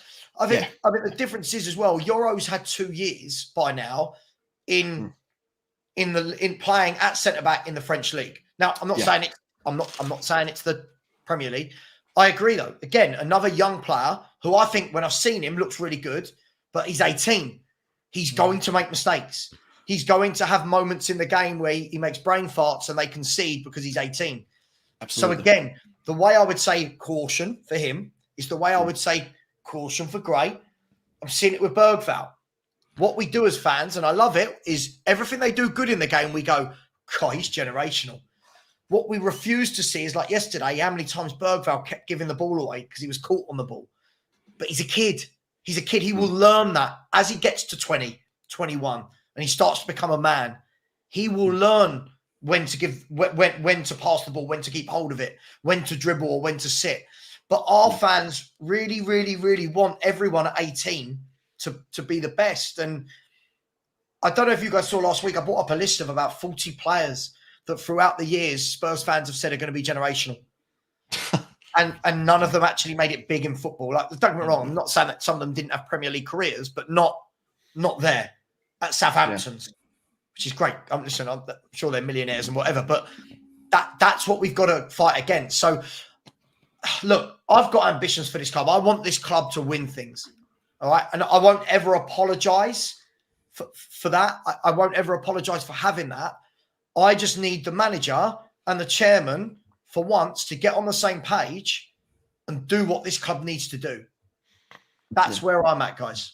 I recently, I can't lie and say that I'm not excited about the project over the next 5 years. I always look at it right now. I guess this might be youthful exuberance because I look at it as 5 years time from now. Where do I see my club in 5 years time? Yeah. And I get excited over that, and I'm not gonna be ashamed of that. I am excited about where we could be in 5 years time.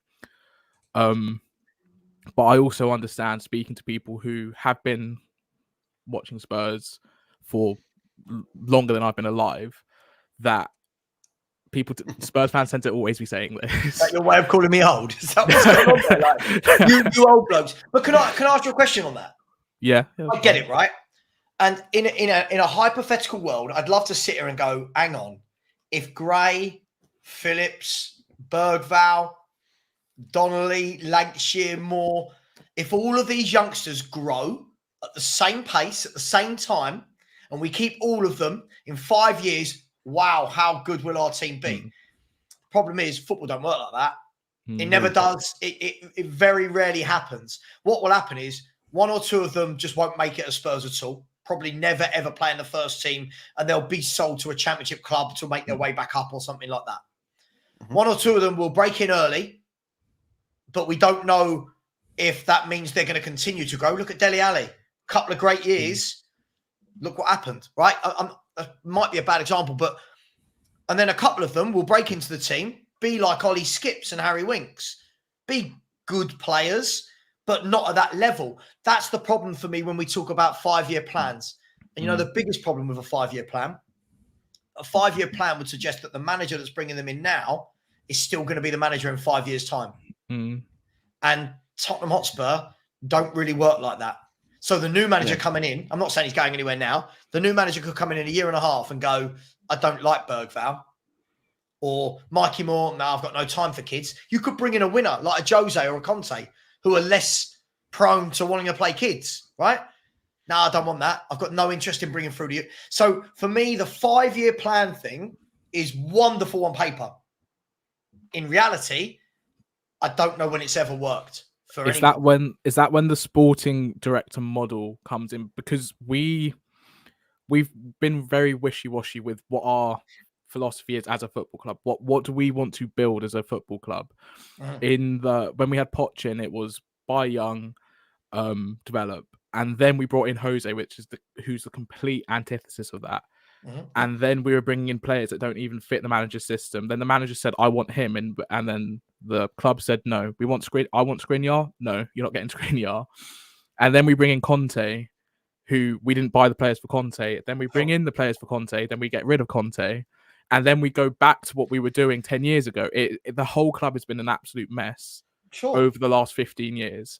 Now it seems like finally there's a togetherness with the sporting director, sporting philosophy part, and the manager and the playing staff, where that hasn't been the case for the last 15 years. We brought in 2 players who the manager said, I don't even want them. When Spence came in, Spence was meant to be this amazing signing all the fans wanted.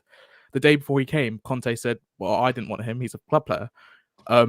We brought in, who was the winger who went to Everton? Danjuma. And Conte said, he doesn't fit my system. That is there's no business in this planet Earth. Forget about football, business, where the management and the hierarchy are on completely different pages doing completely different things. The business would fail within a few years. Sure. But how does that translate into winning? Because this is the difference, right? We can talk about building a club ethos and a structure and a process. Sure, I'm all for it. I've been calling for that for years. But it still doesn't matter. To win the big trophies, you've got to sign some quality players. You can blood as many young players as you want. Yeah? You're not competing with Rodri. You're not competing with De Bruyne and Foden and Haaland, right? Look at Man City. Man City bring through Foden. Yeah? Foden's learning. You look in the last 6 years that Foden's been a pro. He's only 23, by the way, or whatever he is. Yeah, Foden's learned off David Silva, Bernardo Silva, Gundogan, De Bruyne, Aguero, Haaland, Grealish, Rodri, right? He's learning off those. We're bringing through these kids. You've got to have people to learn off. You've got to have those top players. And at the moment, I look around. I look at a young striker like Mikey Moore. Who's he looking at? Who's he looking at and going, I need to emulate that. That is top quality. I need to emulate that. Son's getting older. Richarlison. Right? Valise, who's a kid himself. I would say probably Kulusevski, to be honest. If I was going to go of any of the fronts, Kulusevski in the false 9. That's if I was going to emulate. That's who I'd look to because he does. Mikey doesn't have the speed, so. We're not talking about top quality. What I mean is these other clubs like Saka. Saka's coming to Arsenal and he's playing with people like Martin Odegaard, who's been at Real Madrid, seen the big things, played with top players, right? Declan Rice is coming in and playing alongside Partey and Odegaard now. Saliba, went away. By the way, when people say Saliba at Arsenal bought Saliba and sent him out on loan for 2 years. Arsenal didn't buy Saliba at 18 and chuck him straight into centre half. They made him go and get experience in a top league. Right? So this is the key thing for me. I agree.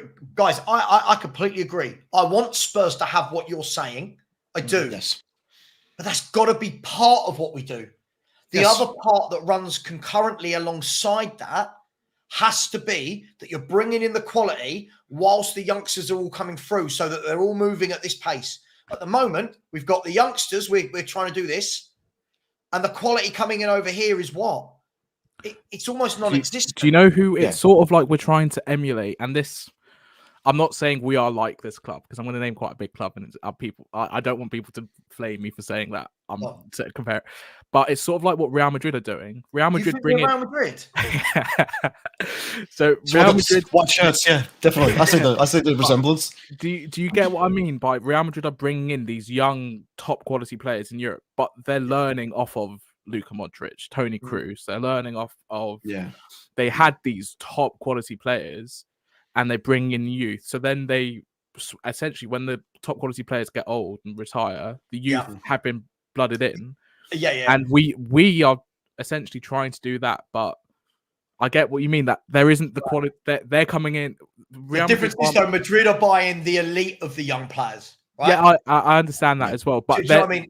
They're going out and buying Tchouaméni, Camavinga, Arda Güler. But Arda Güler wasn't brought in to be the guy. You are the guy. Arda. He's brought in to learn off of the guys. But that's what I mean. And that's what I'm saying. You're saying we're bringing in Archie Gray to be. You're the guy. Archie Gray, you are coming in, and that's our issue. And I can see that. And we're essentially, if we go for the rest of this window, we don't buy a 6, and Archie Gray is that guy. That is so much pressure to put on a 18-year-old to be that guy, because that 6, if we don't fix that 6, we're conceding 60 goals again, 70 goals, mate. And that pressure even if he doesn't get a 6. Even if he doesn't get a 6, because do you know the funny thing? And this is what I love. When I'm told I don't know Ange, like I tell you why, it fucking pisses me off. Half the people I speak to say one thing about Ange, and the other half say something completely different. So some people go, he doesn't play with a 6. Ange does not play with a 6. Other people are like, he needs a 6. If we don't get a 6, what are we doing? You've got to figure something out. That midfield can't be what it is. If you are not going to play over 6, you've got to adapt. You've got to buy a box-to-box midfielder that wants to track back, wants to get involved. And Sarr and Basuma and Bentancur, for me, aren't good enough to do that. That's just me. I don't think they're good enough to do that. You've got to protect that back four at all costs, or stop playing everyone inverted. We can't do it both, guys. You can't not have protection and play inverted fullbacks. You've got to compromise somewhere. The width should come when the system that Ange usually runs is the width comes from your wingers. So they would stretch and your inverted fullbacks will come in. And then that's where you would get that width. Timo Werner and Brennan Johnson are the best combination on a counter attack. Fantastic, because they've got the speed, right? But I think with what Gary was saying, he's onto one really good point. Is that what I have seen, and that is promising, is that the under 21s and the young guys that have come in, they played in the system and adapted to it and played it better than the first 45 minutes from a lot of the senior team. I'm not saying that they are ready to go. I'm just saying I saw them implement the system. I saw them understand the football, and they played it really well. So there is some promise in that kind of long-term development, but right now it's just I mean you're completely right. The next 3 signings need to be people that we're going to really get excited about, because what will happen is that those 3 will be the important ones that will be those figures that Gary was talking about at Real Madrid, and then you were talking about the senior elite players that will give these really promising talents the extra I suppose platform to be really successful. I mean, I've genuinely, we do have like a really like we're spoiled for riches in potential. I mean, there's no, as you said, Yeah. no guarantee that they're all going to be world class, but Agreed. one or two of them have real promise. And Lancashire, for me, looks like Harry Kane. He just looks like a young Harry Kane, and I really hope he gets that trajectory because Lancashire looks like he's got the real. I really hope Lancashire goes out somewhere on loan, bangs in goals. Yeah. You know, Yeah. I think the worst thing we can almost do with this guy is, if we're buying a striker, whether it's the striker we want or not, if we're buying a striker, he's going to play, right? The worst thing I think we can do is have Tony, for example, with Richarlison still at the club, Sonny, who can also play up there, and then have Lancashire getting 5 minutes every 3 or 4 games. I don't think that's good for his development. For me, I would rather he goes out to a championship club and we see, okay, go on, bang in 20 goals. Do you know what I mean? Show us, bang in 20 goals. Don't give him to a club that aren't going to play him. That's what we did with Scarlett, right? For example, we gave him to clubs that didn't play him. Let's give him to a club that say, we need a number 9 for the season. This boy's going to play. And then you come back and you go, right, you got 15 goals, 6 assists, or 20 goals, whatever. And you go, right, all right, you've had a year of men's football. Let's get you into the Spurs team now. Problem is, getting 5 minutes here, 5 minutes there in the first team isn't going to do that. Yeah. Just quickly, guys, I just want to say, sorry, this comment for me is, Phil, you know I love you, man. But, I mean, this completely shows you don't get it. Is it massively important for them to learn from quality? I mean, yes, absolutely. Of course it is important.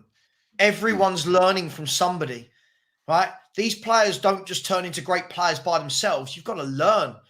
You could be a great footballer, but if you're learning from the players next to you, Chouameni and Camavinga have learned from playing alongside Casemiro, Cruz, Modric. They're seeing them every day in training. You saying Phil Foden hasn't learned from playing with David Silva and Bernardo Silva? You watch the way Phil Foden plays, you can see it. You can. Yeah. This is the difference again between, do we want to finish 5th or do we want to build a culture where we win things? And this, for me, is when it's got to start with the fans as well. We've got to have that belief in ourselves that we want to win things. I've got to get some super chats in there, guys. I'm going to wrap up in about 5 minutes. Nice. I only said I was going an hour, so much so that the wife just went to the gym. She was like, I'm going to the gym. Right, see you later.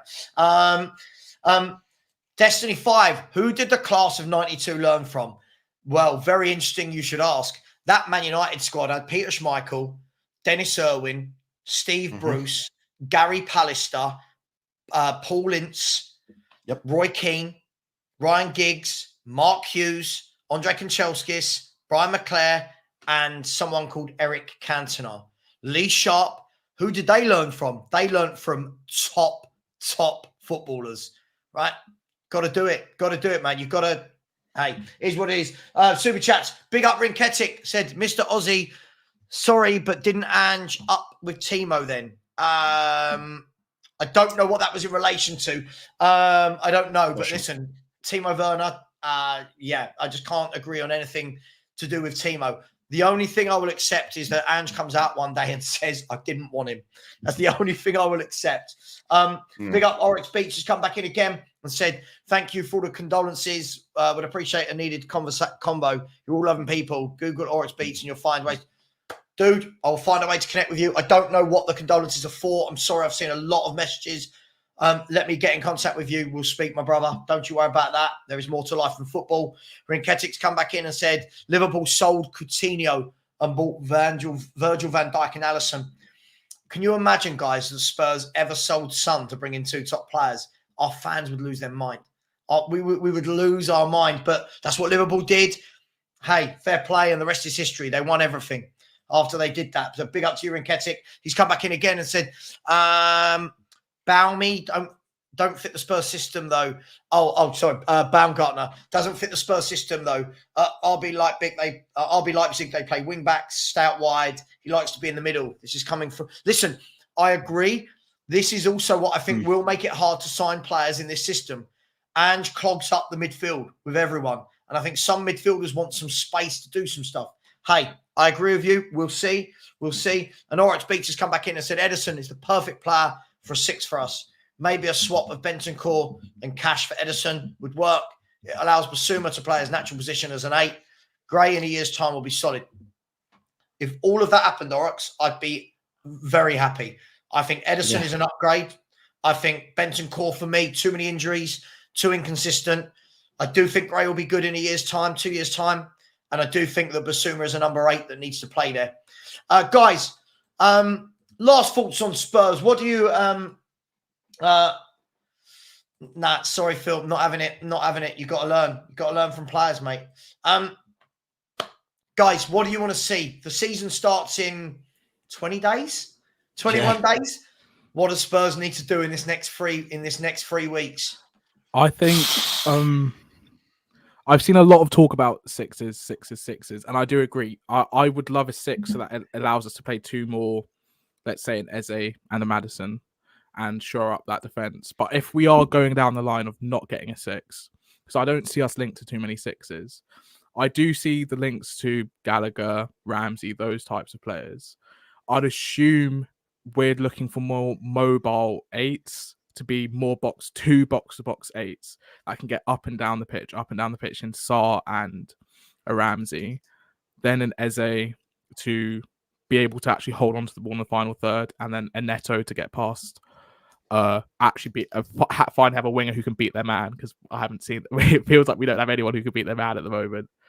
But yeah, I'm looking for a Eze, a Neto, and a solution to the midfield. I don't really like names, just a solution to that midfield problem in which we can actually. I can watch my team attack without the fear that if we lose the ball, we're conceding. Gary, do you know what I like about you? You're both Gary, right? Yeah, we're both Gary. Gary, and Richard. God, what boring. No offense. What boring names. Do you know what? Right, I was born in 1982. Sorry to go on a tangent.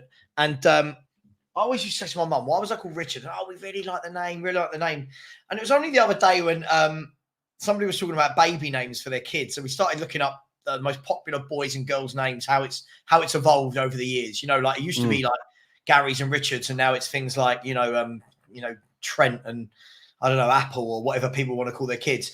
And the year I was born, what was the most popular boy's name in the UK? Richard. So literally, they've picked up a book and gone, "That'll do." First one on the top. First page. One. Anyway, Gary, what I like about you, I agree, mate. What I like about you, really sensible. For me, it doesn't have to be the name. I think a lot of the time when we're talking football, we're going to talk more football now, aren't we? I know it. When we talk about football, a lot of it is, well, what name do you want in? And my first response is always, hey, I'm not a director of football being paid. I'm not a scout for Tottenham Hotspur whose job 365 days a year is to go and scout footballers. I can say, oh, I want Gallagher, I want Edison, I want Tony, I want Eze. Doesn't matter. Their job is to go and find the right person to fit that hole. Now, if they bring in a player, like Berger from Stoke, I'm going to question it. Right? But if they go and buy a player that's got solid experience elsewhere, you think, okay, that fits your system. Cool. But I don't think we ever do that. I don't think we ever actually go, this is the system, that's what's needed. And that was under Jose. That was under Poch. That was under Conte. Yeah. I can go back as far as David Pleat. I can go back as far as Terry Venables. We never buy the position that's needed. So Gary, top right, Gary, for me, I completely agree with that. It's got to be square peg, square hole. Yeah. I think for this window, like obviously coming towards the end of August, I mean, with Langer, as said, and the club has insinuated there's going to be a data-driven approach. We're looking at positions and the system and profiles to suit them. So, like you said, no names. What will make sense to me is if the people that we do bring in match those profiles. So, to give an idea that we are actually data-driven. So, that, I suppose, in the next few weeks really will speak volumes about what we're doing. If we get players in that match those profiles and meet the requirements that we have, or we could at least put them somewhere that will show that, then great. But if we don't, then there's another disconnect, and we're just, as you say, back at square one. Great. I completely agree. I mean, look, guys, for me, this is nice and simple. What gets thrown at me a lot, right, all the time, and I'm so used to this now, the abuse I get on a daily basis. Once this show finishes, the comments that go into my YouTube section are just unbelievable. I show my wife sometimes, and she's just like, what, people talk like that? I'm like, yeah, like people wishing AIDS on me, or death, or cancer. And it's like, oh my God, I only want Spurs to sign a number 6. Like, what I want to see, right? What I want to see in the next 3 players that come in, I don't want to see any more maybe signings. I don't want to see any more going to be in 3 years' time. I don't want to see any more. The fan base is so 50-50 split on it that we all go, oh. I want to see those 3 players that come in where the whole fan base go, now we're talking.